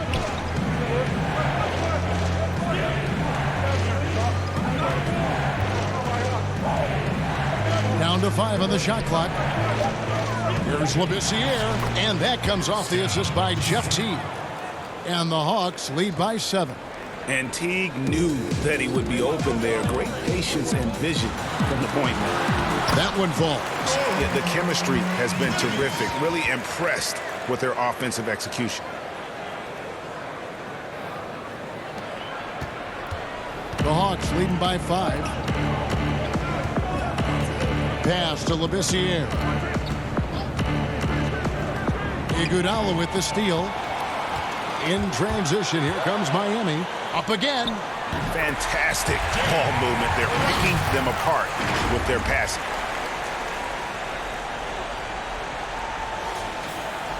So it's the Hawks. 1:56 left in the first quarter of the game. Here's Labissiere. Basket is good. He'll get a chance for one more at the line. And Labissiere has tremendous concentration, getting the shot to go even with the contact. The Hawks shooting their first foul shot of the night. And they were 75% from the line a season ago. Myers Leonard, he's checked in for Olynyk. One shot.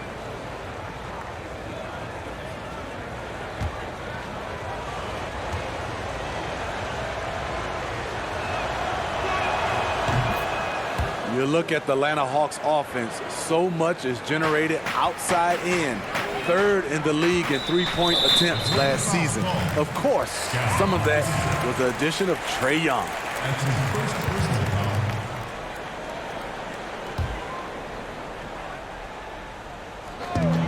There's a minute 47 left here in the opening quarter.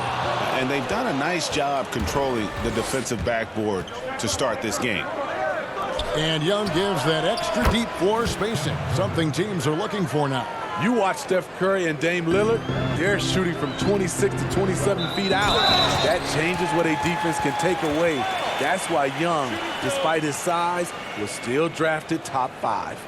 And Steve, over the last half-decade, Andre Iguodala has been a force off the bench. People get so worried about who starts a game, but who finishes a game is more important. During crunch time, you can always count on Iguodala. He's such a smart player who comes through when it matters.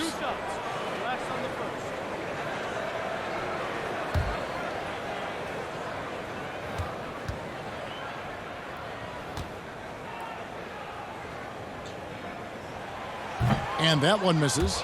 Well, all good things must come to an end. Iguodala was shipped out from the Warriors last year to clear room for D'Angelo Russell. Traded to the Grizzlies to make room for the Warriors in the Russell deal. Ultimately, I think we'll have a great legacy for his time with Golden State. He hits the second from the line. And one thing that held the Hawks back last year, all the mistakes. Yes, last in the league in turnovers, second to last in personal fouls. They were one of the youngest teams last season, and it showed. But you have to have more discipline to win games, which is why they only won 29. Now here's Teague, just 4 to shoot, and it's slammed in by Teague. Yeah, we're seeing some fireworks from them already. They established the pace. They made shots. This is why they're way out in front. Kicks it out to Iguodala. That shot off the mark. And Atlanta will come the other way. Here's Bembry. Goes up and lays it nice and easy. And it's a 12-point Hawks lead. Defensively, they've got to pick up the intensity. Hard to win surrendering this high a field goal percentage. Shots good by Hero. Superb vision and decision by Jake Crowder. Rotating the ball, executing this offensively, flawless. The Hawks shooting quite well in these early minutes, 55%. The pass to Herter. Outside, Jones. That one, no good. Great D that time from Leonard. Shot clock and game clock separated by less than 6 seconds. He muscles it in through the contact, and they call the foul. He's on his way to the free throw line. And just a tremendous display of strength by Iggy. Always a threat to convert, even with the contact. This is his 3rd free throw attempt of the game.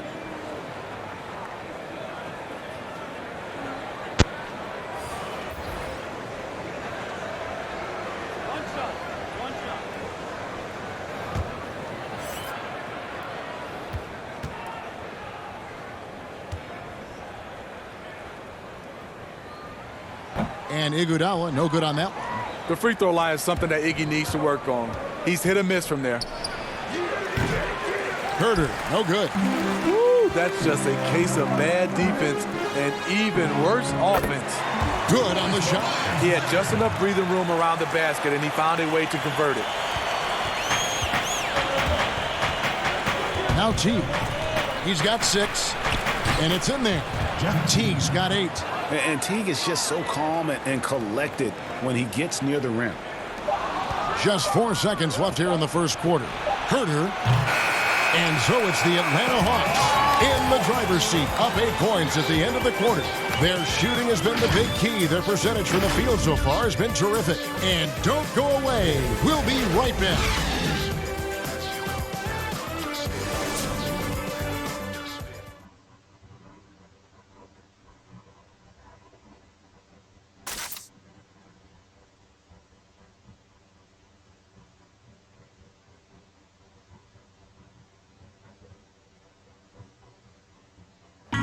A unique upbringing for Clint Capella. Spent years in a welfare orphanage in Switzerland. He said he never imagined he'd come this far.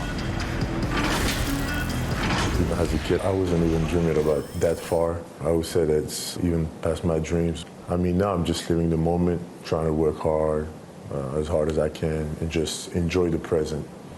Enjoy the present. Just an inspiring story, Greg. It gives you perspective on why you should be grateful for everything you have. Kevin, without a doubt, Capella's upbringing helped shape him, and the hard work he continues to put in is really admirable. And thanks again for tuning in. If you're just joining us, we've played through one quarter of action so far. And when you consider how Atlanta is doing, your thoughts? Way to set the table. Offensively, they dominated on the interior. They came in looking to attack from the get-go, willing to be physical and setting the tone. On the court for Atlanta, Bembry out there with Teague. Then there's Sal Labissiere. And it's Fernando in at center. Now let's go to the sideline and catch up with our Hall of Famer, David Aldridge. Kevin, when Trae Young was in college, he was known for his long-range shooting. But Young says, the people who know me best know that I'd rather get an assist than any other stat. I pride myself on making the right play. Knowing your teammates get joy and excitement from playing with you is all I care about. Kevin? That's great to see. Thank you, D.A. A good job by him on the glass here tonight. +8 in that department. Here's Bembry. It's rebounded by Leonard. This is the shot you want right at the rim. He just couldn't deliver. Here's Silva. Back to Iguodala. Releases from 15, and it's Miami with another. Just impressed with the teamwork out there, setting the table for one another. Passes it to Labissiere.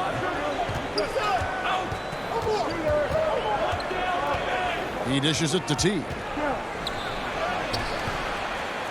And it's out of bounds, and they say it was last touched by Leonard. Well, a chance to check out Andre Iguodala, how he performed last season. He was around 5 points a game last year, 3 assists and 3 rebounds. And to have a knockdown shooter like that coming off the bench, a great asset for any coach. For sure, things can get stagnant without that spark plug. He always seems to supply points for them in bunches. Here's Bembry to the middle. Fernando, that's good. And the Hawks lead by 8. And they've repeatedly probed inside in the first half, guys, and it's paid off. Iguodala, that's a 2-pointer. Doesn't go for him. So the Hawks will take it the other way. They've held a 12-point lead earlier. This is year 2 for Lloyd Pierce as an NBA head coach. Still in his early 40s, the Hawks, the perfect opportunity for him to grow and develop alongside his players. And you're going to take as many of those high percentage shots as you can get. And so it's Teague with it. He'll bring it up for the Atlanta Hawks. 6-point lead. Pass to Fernando. Nice ball movement here by Atlanta. Down low. A nice shot by Teague. Teague's got 4 points now in the quarter. And Coach Pierce works as an assistant general manager in the offseason. Steve able to learn that side of things and have a voice in acquisition. That's very important. They are building something special in Atlanta. He's going to play a big role in that as well. And the Hawks with possession here after the 3-pointer from Goran Dragic. Teague drives in. It's good. Teague's got 14 points for the game. Guys, his consistency in terms of shooting has really helped them seize control. Out of bounds, Atlanta takes possession. Clint Capella, he's checked in for Atlanta.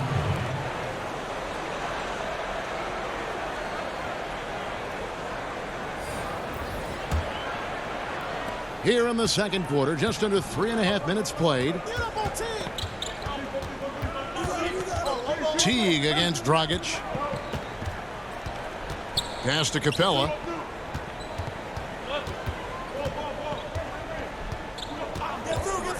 Shot clock at 5. His second shot goes in, off to a good start, 2 for 2.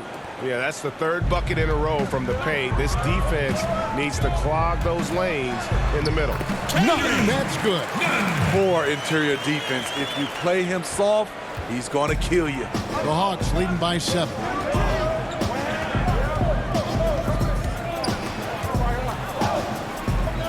Teague, the pass to Fernando. And down it goes. Dunked through off a wonderful assist. One of the cases where height fails to tell you the whole story. They swipe it. The tray. Bembry misses. Miami's gone 1 of 2 on 3-pointers here in the second quarter so far. outside. Dragic lets it go from deep.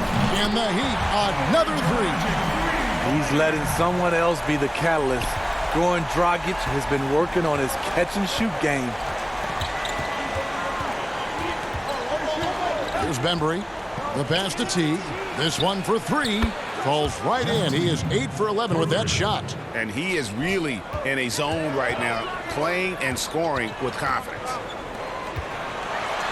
That one's in there. The Hawks lead is cut to just 7 on the basket from Adebayo. High offensive IQ. He makes great reads and adjustments on the fly. Here's Bembry. Passes it to Teague. Fires for three. And another basket to his impressive total. It's his 9th against 12 attempts. His second make from beyond the arc this quarter after hitting none in the first. Leonard. Well-timed pass, and he goes straight to the bucket for the layup. Leonard's got his second bucket of the game to go. The Hawks leading by 8. Outside Teague. Up and in. That's his 10th make in the contest. He has only taken 13 shots. Man, he has been locked in this quarter, shouldering the load at the offensive end. And it's Leonard missing. Not sure what the D was doing there. Clearly a breakdown. You can ill afford to give a guy like him that good a look. Pass to Capella. Teague surveying the D. And the call on the shot that sends him to the line. And last year, a tough one for Jeff Teague. Just couldn't put together his normal level of play. You know, Teague missed some games with injury, but his shot just wasn't consistent. His passing and playmaking were as strong as ever, but you just couldn't rely on him to score.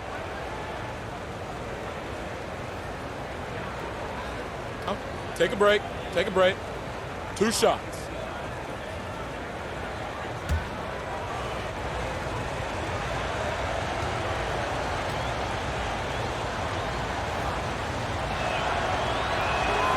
Free throw good, Teague. And Steve, some classic shoe brands making a return to the NBA with updated versions. Smitty, what was your sneaker of choice back in the day? Kevin, that's funny. I started off with the pumps, the double pumps, and then I ended up with a shell toe low top. And then now you see all the youngsters now wearing low tops. They used to tell me back in the day, low tops were not good for your ankles.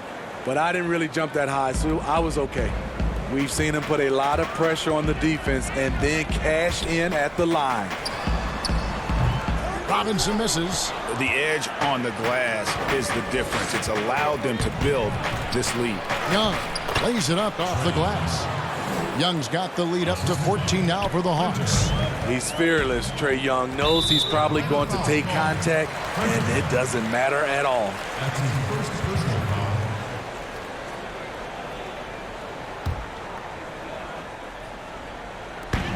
For three, Olynyk. And the outside game just not clicking for them tonight. That three-point percentage is up from where it was in the first quarter, but that ain't saying a whole lot. And it's the Heat on the break. Butler with the ball. And he jams it right over Clint Capella. Wow. The burst of athleticism of Butler is fun to watch. He is a tenacious dunker. The Hawks leading by 12. Stolen by Robinson. In transition, here comes Miami. It's stolen by Capella.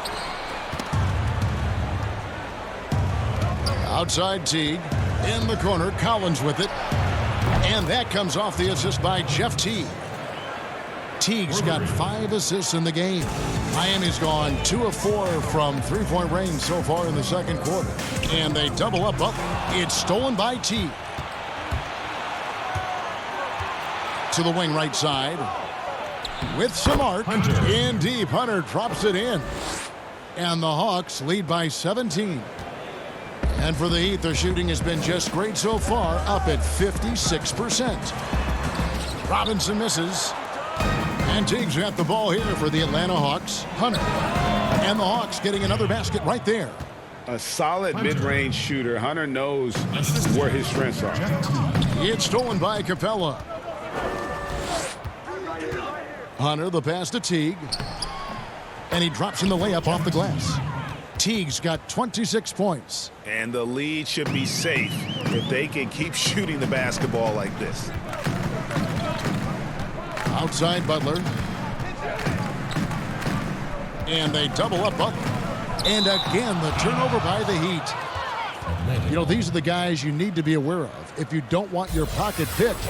Here are last season's steals leaders. 5th, Jimmy Butler. He showed such tremendous defensive instincts. Trust me, nobody wanted him guarding them last year. And here's Young from the arc. Another 3 for Atlanta. You know, when you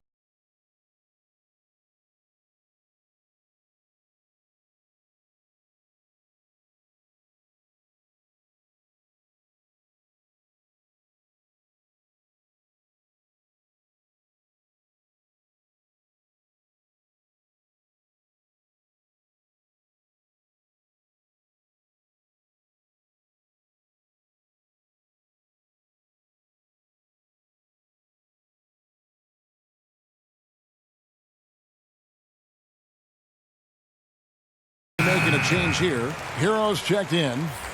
Then for the Hawks, Jones checked in for Clint Capella. And Kevin Huerter subbed in for Teague.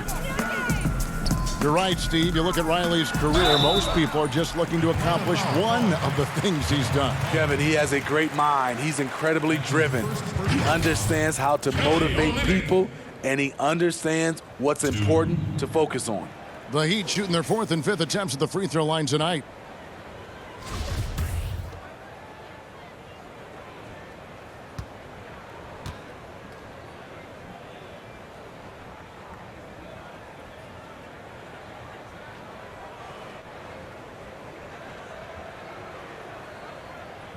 The first one falls.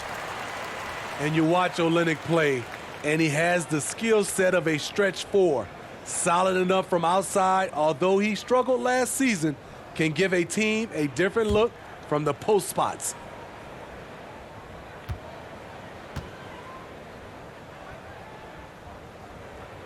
Good on both. And with Olynyk, he has the size to play at the 4 or the 5.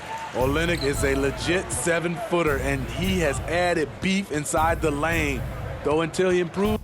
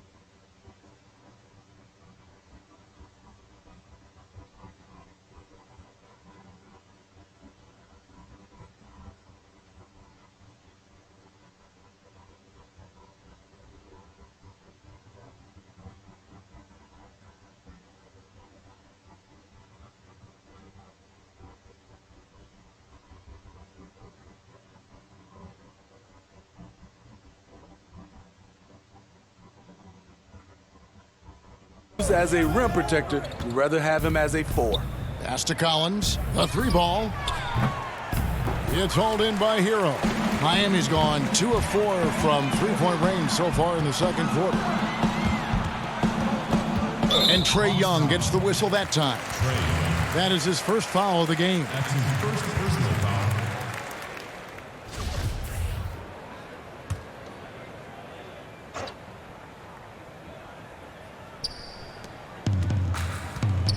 Out left to the wing. Here's Hero. Collins grabs the miss. Collins has got 9 rebounds in the game, getting it done. Hunter, no good. Just not there from a rhythm standpoint right now. It's really eluding him. Butler from outside. Down goes basket number 6 for him this game. He's taken 12 shots and made half of them. Everything's been working for Butler tonight. He's developing the identity of a superstar. Here's Hurt. He's got 11 and a missed layup. That was excellent contest, preventing him from making something that's usually automatic. And the Heat, another 3. Here in the second quarter, he's looking much more comfortable with his offense. Young with the ball. And that one is good. Young's got 13. And defensively, guys, they've been unable to shut down the middle. Inside 2 minutes. Inside goal. Outside Butler launches it. And the Heat, another 3. Gradually starting to put pressure on this defense. That's his second from downtown this quarter. 3 for the game. Now the pass to Jones. He kicks it to Young.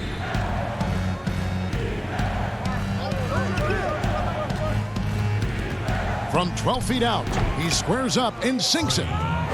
Young's got 9 points in the quarter. I will say this about his shooting stroke. It's pure when he's got it going. Perfect so far this quarter. And no doubt they'd love to see him get a lot more of those opportunities. And that deficit will go away quickly if he does, Greg. There's the dish to Hunter. They double him with Butler. Hunter kicks to Jones. He's now 1 for 2 with that bucket. And how about the awareness Hunter possesses, understands when one of his guys has an opportunity. And cutting into the lead with the big one-hand throwdown. That's how you get your team back into it. Here's Young, the Heat getting the bucket. Here's the floater, and the layup is good. He's got 17. And they're beginning to just flat out fall apart defensively right now, especially on the interior. And Butler puts up a deep 3, and that's a foul called on Bam Adebayo. That's his first foul. A different look for Miami. Derek Jones comes in for Bam Adebayo, and Jay Crowder's subbed in for Butler. The Hawks leading by 17. Jay Crowder. Passes to Hunter. Outside Collins.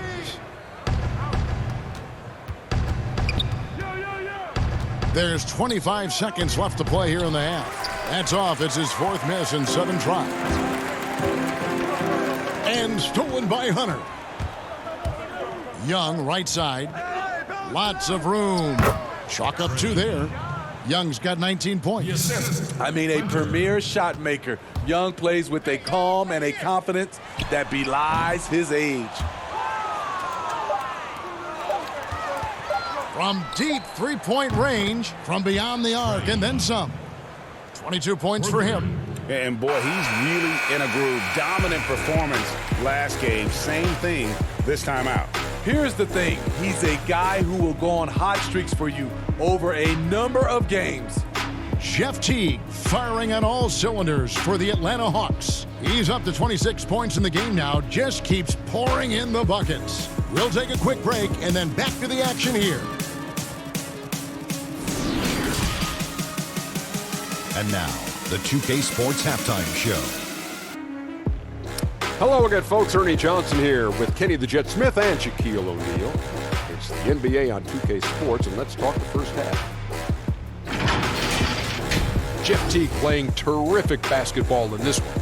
He ended up with 26 points, 3 rebounds, and 7 assists. He has bounced back nicely from what was a tough night for him in their last game. Judging by that first half, he's back to his old self again. Kenny, what was your take on Atlanta? Well, the bench came in and helped them run away with this one. Tremendous job of getting loose, getting open, and drilling shots. You always want that spark off the bench, and these guys delivered. And over to Shaq. What'd you think about Miami? Well, they got a ton of issues to work out. Allow way too high a percentage to be shot against them. Not really showing any energy on defense. No discipline. Look at their faces, Ernie. Do they even want to be here? And that's all we have for now. Tell the folks goodbye, Shaq. Tell the folks goodbye, Goodbye. Kenny. Goodbye. Let's go to Kevin Harlan.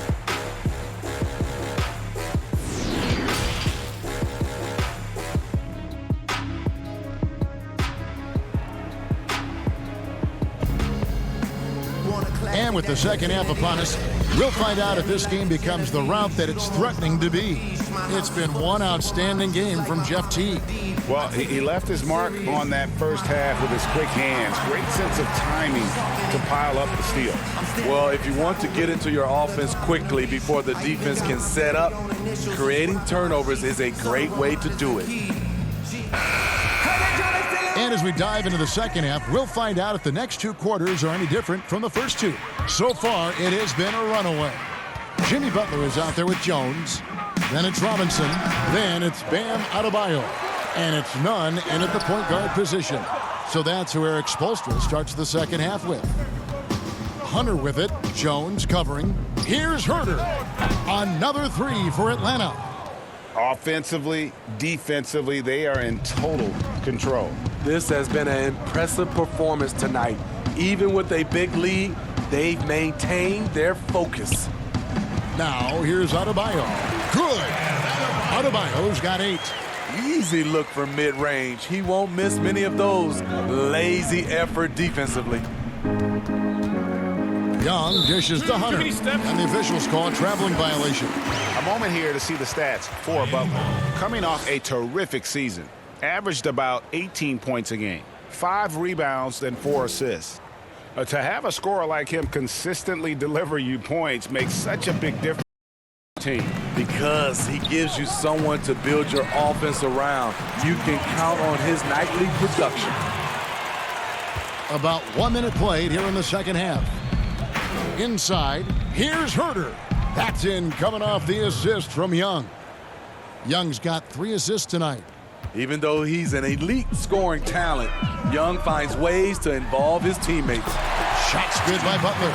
Terrific play call to give him a clean look at the rim. That's how you want to start the second half. Listen, put the ball in the hands of your best scorers and let them go to work. Keep it simple. Young kept alive. And the dunk by Capella. Doing his job on the glass and doing it with force. And Greg, it's not everybody in the league who can make those kinds of plays. You know, this is one of his specialties, keeping plays alive, creating second chance opportunities. Smitty, here's an interesting question. Over the next 5 years, which player wins the most MVPs? You know, I think it's Giannis. He's looking like the favorite right now because the way he's playing, he has a possibility to win the MVP now. And then I think also because of his age, he's the one guy. And also Anthony Davis could catch Giannis. He has that type of talent.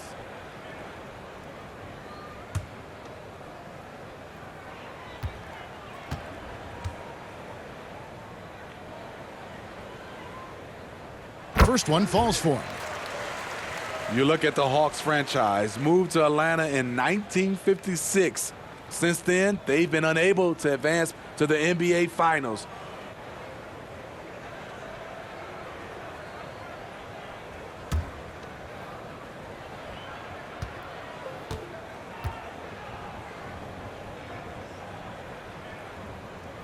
Robinson hits them both.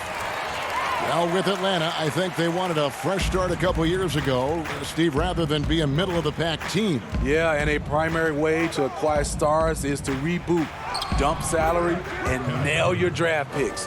Then, once you have the young nucleus in place, you add the veterans.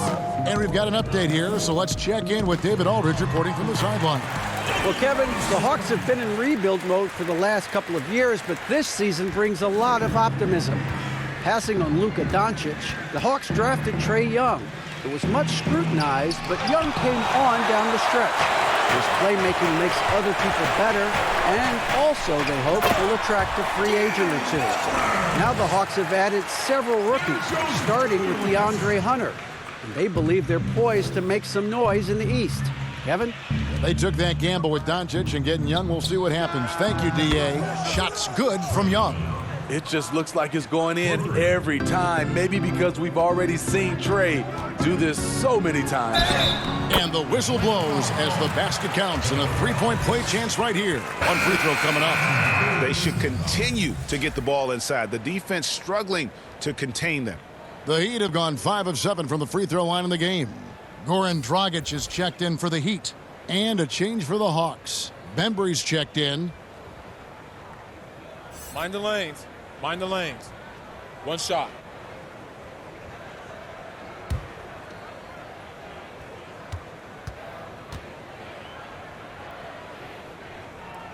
What you have with Jimmy Butler is a guy who can guard 1 through 4, and sometimes even the 5. Now, here is Young. He's got 25. It's Young on the wing. Nice ball movement here by Atlanta. Yep, it counts. 9 points for John Collins. I love that they're continuing to attack despite being up big. I'm impressed with their intensity tonight. They came in focused and they've executed. And it goes out of bounds. That went off Robinson. Now let's take a look at the most efficient scorers in the NBA from last year's campaign. Second is Clint Capella. Put the ball in the bucket. I mean, that's the name of the game, right? I mean, just ask him. He'll have the answer for you.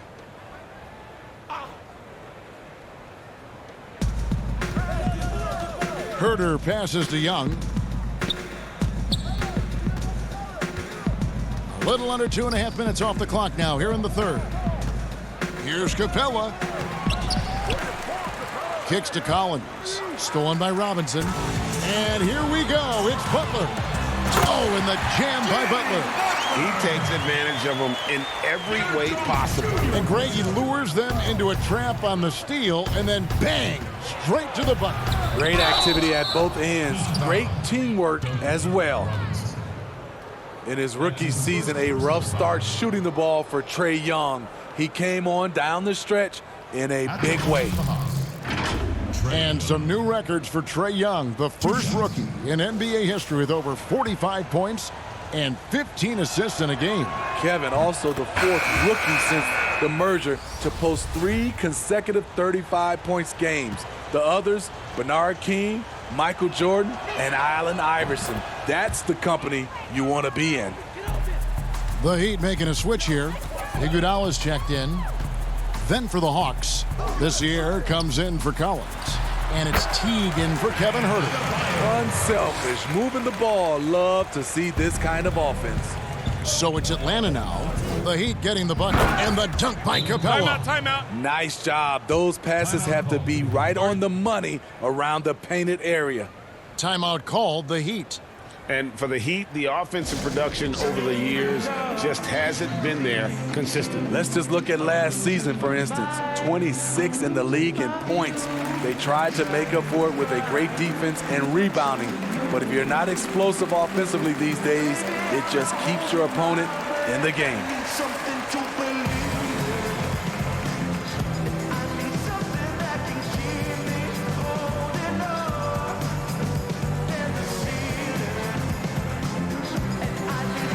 So it's both teams making substitutions here.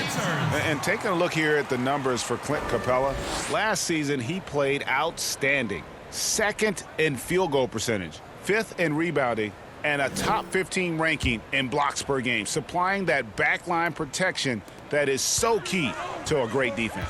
And you pointed out his ranking as the 2nd best shooter in the league last season. I think with a little extra work, he could become #1 this time around. Pass to Iguodala. Beyond the arc. And again, it's the Heat missing. And physically, there's no doubt they've been the stronger team. A plus 10 rebound advantage tells you all you need to know. And the dunk by Capella. And the pass there floated it up to the precise spot it needed to be. And no messing around on the finish. He powers it through. And he gets contact and the whistle on the shot. 2 shots coming up. And Atlanta gets called for the foul. Silva. The one thing you can say about the Hawks, they have drafted well over the past few seasons. Stole John Collins at pick 19, traded back for Trae Young, and the Herter selection. The rebuild may not be long in Atlanta. He misses the free throw. And Steve, the Hawks not only identify talent, they identify guys who will excel in their established system. And that system is finding value with shooters. They also look for guys who bring the energy and also bring the effort. The size of the player isn't as important as the heart. That's the pass you want, orchestrating the offense, creating for others. Iguodala against Young, and Labissiere sends it back. Now the Hawks moving it the other way. Bembry the pass to Teague, and he floats in for the easy 2. Credit the assist on that one. Teague's got 28. Teague is just doing whatever he wants out there, and there is no way to slow him down. An absolute blast to watch him perform. Now here's Iguodala. He has 7. Count it. Now here's Teague. Pass to Bembry.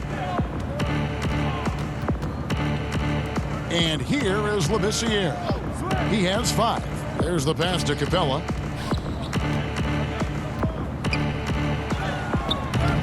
Rebound by the Heat. Adebayo's got his 7th rebound of the game with that last one. Iguodala, the pass to Dragic. The shot's good. Dragic has got 10 points. Iggy just keeping his head up on his swivel all the time. Pass to Labissiere. Young taking his time here. And it's good, 2 points. Young's got 7 points here in this quarter. And it's coming easy for them right now. 5 baskets in a row in the paint. Here's Iguodala. That's in, coming off an assist from Dragic. And this team's struggles are not his fault. He's putting in work at the offensive end. Teague, the pass to the Bembry. Now here's Labissiere. He's covered by Leonard. Pass to Young. 5 to shoot. Fires from deep. Another 3 for Atlanta. Timeout. Their ability, again, to stretch the floor, particularly in this second half. This was obviously a focal point coming out of the break. Look smart when the shots are going down. And the Heat call time here. Well, comparisons to Steph Curry, unfair for Trae Young, and they're quieting. His shooting percentages in year 1 leave plenty of room for growth.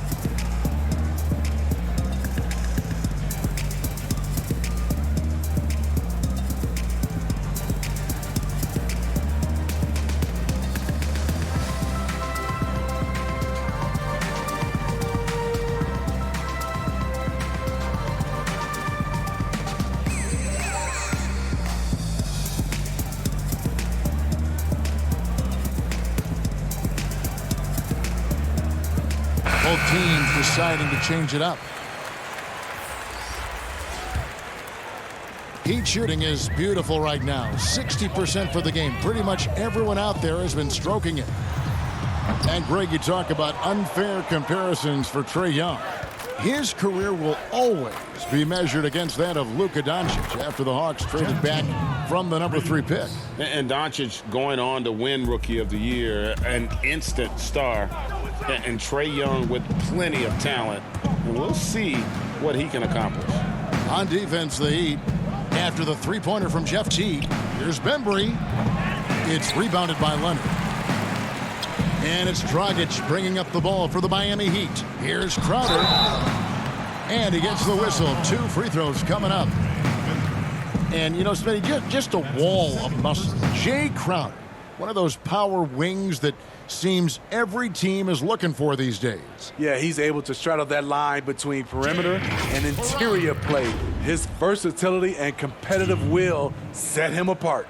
The Heat have shot 70% from the free throw line tonight, 7 for 10. And looking at last season's numbers, down below 70% as a team from the line. Free throw good, Crowder. And one of the problems in the first half, that shoddy work at the free throw line. They needed to fix that, and they've been much improved since the break.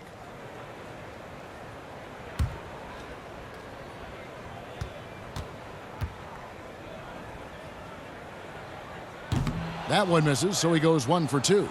A well-rounded player on both ends. You can count on Jay Crowder night in and night out, and you see the value he provides for this team. Here's Hero. Rebound by the Hawks. Great defensive effort, just saved a basket. You know what? This is why you never give up on a play. You don't know what's going to happen. Now here's Teague. He's got 31. Shoots. Fernando, that's good. Fernando's got 8. Just a great job there from Teague to locate where his teammate was and get the ball to him on time. Again, the miss by the Heat. Atlanta's gotten all 4 of the three-point shots to go down since halftime. They're lighting it up here, and the layup's good off the glass. Teague's got 7 points here in this quarter. And he has just been in a flow offensively. Terrific game. He has been the X factor. Now here's Iguodala. 11 points in the game. That one doesn't go. It's his 5th miss and 10 shots from the floor. Well, they've been better than good on the glass today, and there is a glaring discrepancy between these two teams in that area. Bembry shot good. Miami's gotten blank from three-point land so far in the third. Still 0 for 3. Here's Crowder. That falls. Nice feed that time from Andre Iguodala. Iguodala's got 5 assists in the game. Young, right side, takes the 3. It's rebounded by Leonard. Leonard's got his 4th rebound with that last one here tonight. Iguodala, that's good. 13 points in the game. Superior muscle from Iggy on that possession there. Just a stellar job using his girth. Dragic against Teague. Jones, and Jones slams it in. Great job executing the offense. That pass on time and on point. And Miami shooting a smooth 58% from the field. Everything going according to plan for them on that end. And the combination of his quickness and soft touch around the rim really allows him to pull off shots like that. A lot of players don't have the reverse in their arsenal. Here's Young. The Heat getting the bucket. Outside Crowder. That's the 6th make from the field. He's taken 9 shots and missed but 3. Beautiful vision to find the open man. Goran leading by example. 2 minutes. Teague with the ball. Now guarded by Dragic. And he comes up with the deuce. 35 points for Jeff Teague. And after really leaning on that 3-point shot in the first half, seeming like they're just getting away from it here in the second. More of the shots coming from the interior. The Heat have made 8 of their 12 free throws in this game. First free throw is good. So for the Hawks, Hunter's checked in for DeAndre Bembry. And Kevin Huerter subbed in for Trae Young.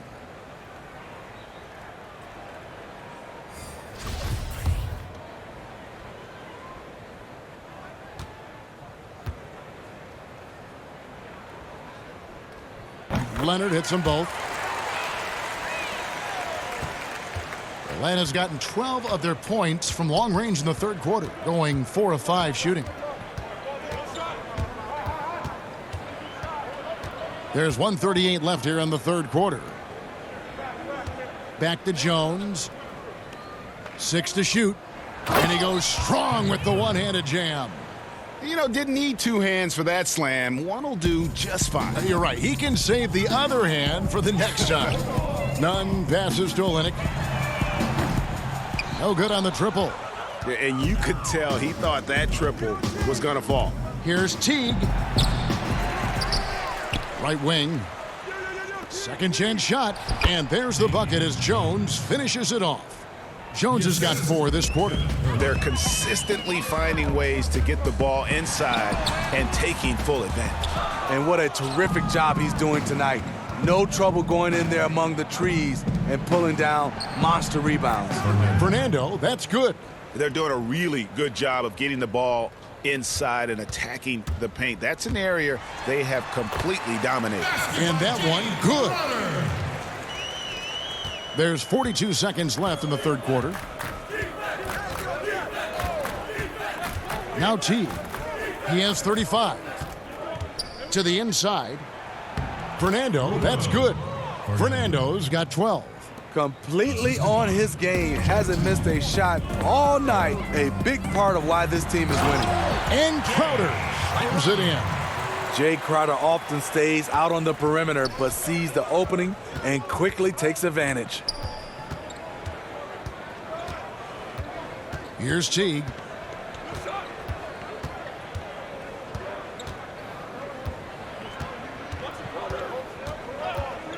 Just 5 to shoot. Shoots from the elbow. It's off. Jeff Teague firing on all cylinders for the Atlanta Hawks. Setting up teammates and getting buckets. He is looking as determined as ever. Don't go anywhere. We'll be right back. Here now a chance to show you our assist of the game. And it's presented as always by State Farm. Just true artistry right there. I mean, great decision on where to go with the ball, and how about the perfect delivery? Execution. This is what you practice every day. These guys are professionals. Beautiful play. And we reach the fourth quarter in a game that may be already out of hand. The Hawks shooting 64%. Beautiful all-around play by this offense. Fourth quarter on the court for the Hawks. You've got Reddish. Dwayne Dedmon is out there with Carter. And it's Fernando in at the 4. A shot by Reddish, no good. And it's Jones with the ball for Miami. That one's not going to go. There is the value of great rim protection without fouling, forcing the miss. So much new technology, a lot of it so exciting, Steve. Did you see the demo of the jersey that can change a player's name and number the other day? Wow, that was something. I did. I saw the demonstration that Adam Silver did. It is fantastic. I was thinking about myself, Kevin. I played for 7 teams. That's a lot of changing of the name and number. It really is. Take a break. Take a break. 2 shots.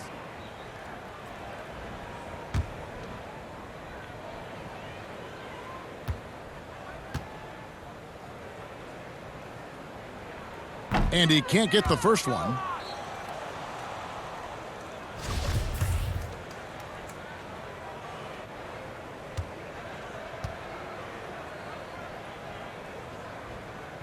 And the second free throw, good. Reddish with the ball. Pass to Fernando.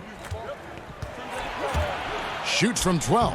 Nice touch on the bank shot. I mean, even he was surprised to be that open. And Miami shooting the ball really well in this game, 58%. Outside Hill. Fourth quarter still young, just over a minute play. Nunn passes to Hill. Clock at 6. Here's Nunn. Good. The assist goes to Hill. And you see the ability to rise and fire from mid-range, even against that length. And you know what? There was probably a better matchup on the floor, but when it goes in, nobody complains. And Jones sends it back. Robinson finds Jones. From deep. Fernando pulls it in. And when you are as good a shooter as he is, you have the confidence. You have to have the confidence to take that shot. It might not always fall. You know what another option is? Just give the ball up. Let someone else make a play. Jones for 3, and the 3 ball is good. Attacking the defense with the pass. Don't need to be a hero. For Atlanta, they've gone 2 for 5 on field goal attempts in the fourth quarter. Fades and shoots. Fernando can't get it to go. It's a shot you would think he would make, but he just doesn't make it all the time. That one drops for him. Hill's got his first points in this one. Smooth sailing for Atlanta. For those just joining us, fourth quarter here. We're just over 2.5 minutes into it. And Herter gets it to go. That gives him his second 3 of the half with 3 total for the game. 2 free throws coming up, and they call the shooting foul. It's going to be on Cam Reddish. Steve, it seems like criticism of NBA officials is reaching a very interesting level. We see players, coaches, and now even executives confronting these officials over their calls. You know, I know we love the word transparency, but I think also for these referees, because of technology as well, we're seeing these players from so many different angles. And all we want to talk about if we're coaches and executives and players are the plays they miss. And I think that's what we're, putting too much energy in. Robinson hits them both. Atlanta's gone 1 of 2 from three-point range here in the fourth. Reddish the pass to Herter. Excellent D that time from Robinson. The Heat have gone 3 of 5 here in the fourth quarter. Pretty good numbers coming out of the break. Jones, no luck. I still can't believe that one didn't fall. Here's Reddish. Doesn't go that time. Now the Heat take it the other way. Out of bounds, Atlanta will take possession. Unforced errors. These are the kinds of things that break momentum. Smooth sailing for Atlanta. Herter passes to Carter. Back to Herter. Jacks up a 3. Buries it from three-point range. Herter's got 17 points here in the second half. And there's the pass to Robinson. Here's Silva. Again, the miss by the Heat. The Hawks have gone 4 of 10 here in the final period. Not the time to go cold. Here's Reddish. Got a piece of it. I don't know how many misses that is in a row, but I know it's ugly. None, that's good. A little artistry in the painted area, converting against the size. Proving once again that when you attack with confidence, good things tend to happen. Now, here's Reddish. Rebound by Olynyk. Olynyk's got his 4th rebound in this one. So frustrating when you can't get anything to go down as you're trying to help your team finish the job. That drive by Carter. It's hauled in by the Heat. Nunn's got 4 rebounds now tonight. Here's Jones. Finds the bottom of the bucket from 13 feet out. Talk about making halftime adjustments. You love what they're doing with him now offensively. Herter passes to Carter. Here's Labissiere. Bucket is good. And the D certainly respects Labissiere's game. In the end, though, he's just exceptional at hitting these shots despite the D's best effort. Here's Jones. Rebound, Atlanta. Smitty, for players, social media can build their brands and they can engage their fans, but there are some downsides. Yes, it is, Kevin. I mean, it's a fantastic tool, like you said, for endorsement and bringing those fans into your home or into your life. But the downside, people can see some things they don't want to see, and also you can regret posting a lot of things. I think, yeah, sometimes people do regret hitting that send button, so they got to be careful. You're right. Bembry's checked in for Kevin Herter.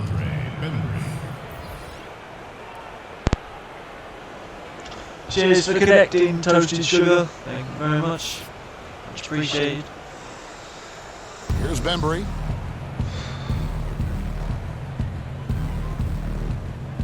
Carter outside.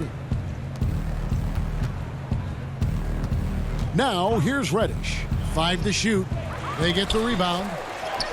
Shot's good by Dedmon. Staying aggressive on the offensive boards. Dedmon's a tough guy to box out there. Jones from outside. Shot number 12 goes in. He's made 7 out of 12 now. You know, he was a non-factor in that first half, but now he's making up for lost time. Passes it to Dedmon. Here's Bembry. Shoots from the right block. Again, the Hawks score. Miami's gotten off 4 3-pointers in the final quarter, and 2 of them have fallen. Here's Olynyk, and he banks in the layup. And among 7-footers, you know, Olynyk is in the conversation for best ball handlers. He's that good. Bembry kicks to Carter. I saw this the other day, Steve. The NBA now helping to create the Basketball Africa League. 12 teams from across that terrific continent. I think it's pretty exciting. It is. This is an incredible story. Great for the sport and great for the people of Africa. Andre Iguodala. Where's Butler?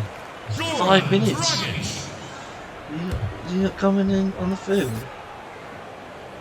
The Heat have gone 8 of 14 from the floor here in the fourth quarter. Dragic finds Iguodala.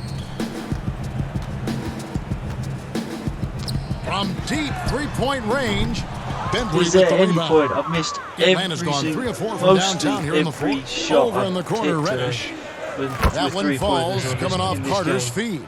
feed. Carter's got his 4th assist with that last one here tonight. The drive by Iguodala. Oh, Atlanta with the that as rebound. well. Dedmon's got his 5th rebound in this one. Here's Bembry. He's guarded by Dragic. Bembry misses. And Miami shooting it well here in the fourth quarter. 50%. 14 feet away.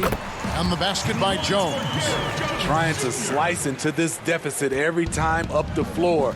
Terrific quarter for him. Carter outside. And the Hawks getting another basket right there. And that pick takes the D totally out of the equation. Hey, if you're not going to fight over, you're essentially giving the shooter the look he wants. Oh, how Quick we look, no missed good that that? time. Literally. Atlanta's gone to three-point range for 12 of their points in the final quarter on 4 of 5 shooting. Reddish kicks to Bembry. Oh, what He movement. scores his 5th field goal. He's taken 9 shots to get those 5. So much sharper, so much more efficient with his shot this half. Just taking what the defense allows. Pass to Dragic. From the arc. It's rebounded by Labissiere. Labissiere's got his 4th rebound with that last one here tonight. Reddish's shot is good. Tell you what, I love that he didn't get rattled after being blanked in the first half. His shot has been absolute money since then. Good on the bucket. And that's 12 points for Goran Dragic. He's not afraid of contact. Dragic showing he can take the hit, still finish on the drive. Reddish the pass to Dedmon. Here's Bembry. Oh, and that one, no question, powered it down. And that assist got him a little nod from his teammate after that one. Outside Dragic. Pass to Olynyk.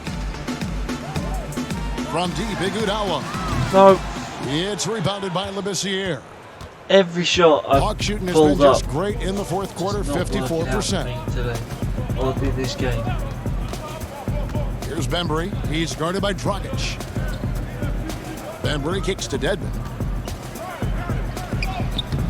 And no good. And the Heat going the other way now. Guys are looking for a spark here. Yeah, a cold stretch Oh. offensively, for sure.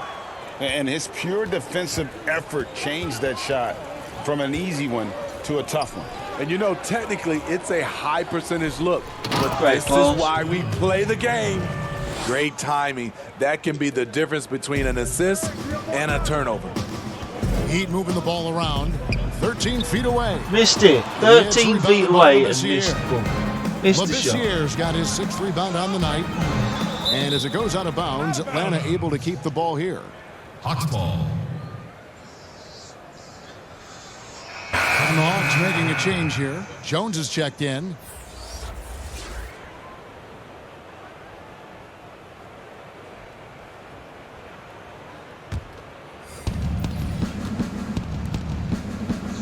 Bembry.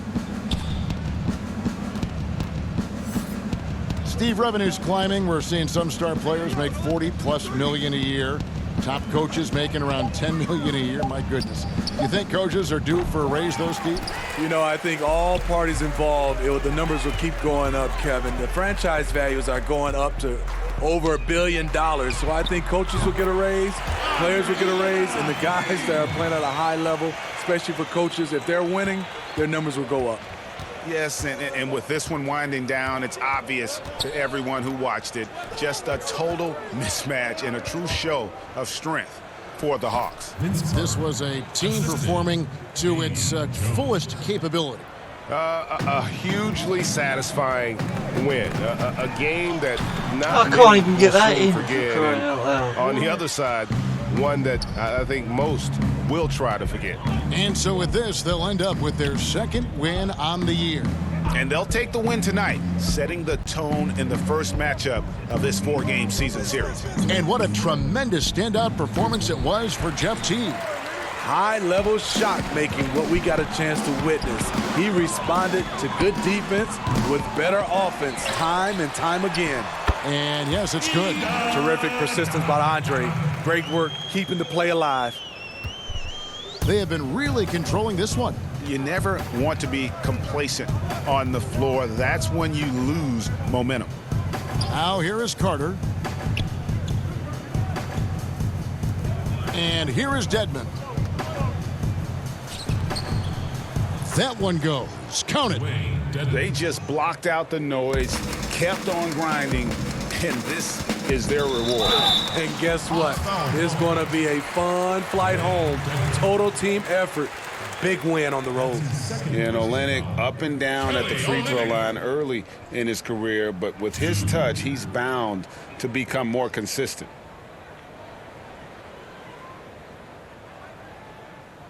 Shooting 2.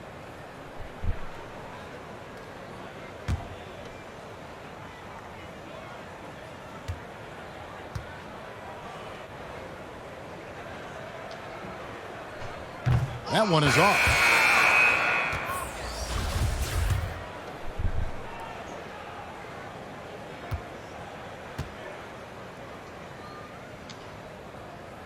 And he sinks the second. 11 seconds left in the fourth quarter. Now Teague. And so it's the Hawks taking care of business in this one. A resounding victory for them. And Greg in enemy territory, no less. And that's exactly right. But with the way they controlled the game and just completely took the crowd out of it, that's how to get it done on the road. And that'll do it, folks. For Steve Smith, Greg Anthony, and David Aldridge, this is Kevin Harlan thanking you for being with us. We'll see you next time.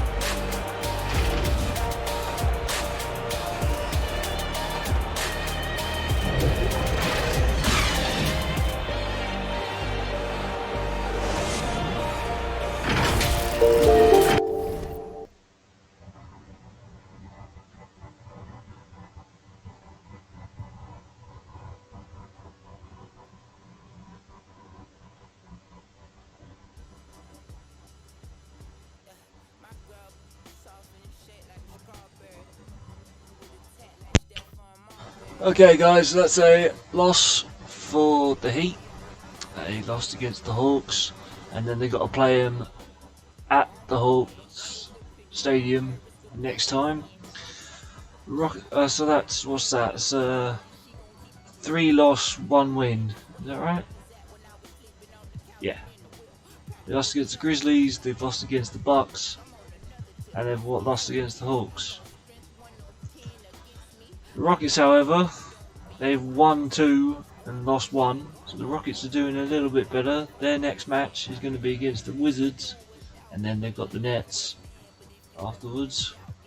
So, that being said, I hope you guys have enjoyed the stream. For those who did watch, thank you for watching, and I'll see you guys in the next Baz86 live stream. Take it easy.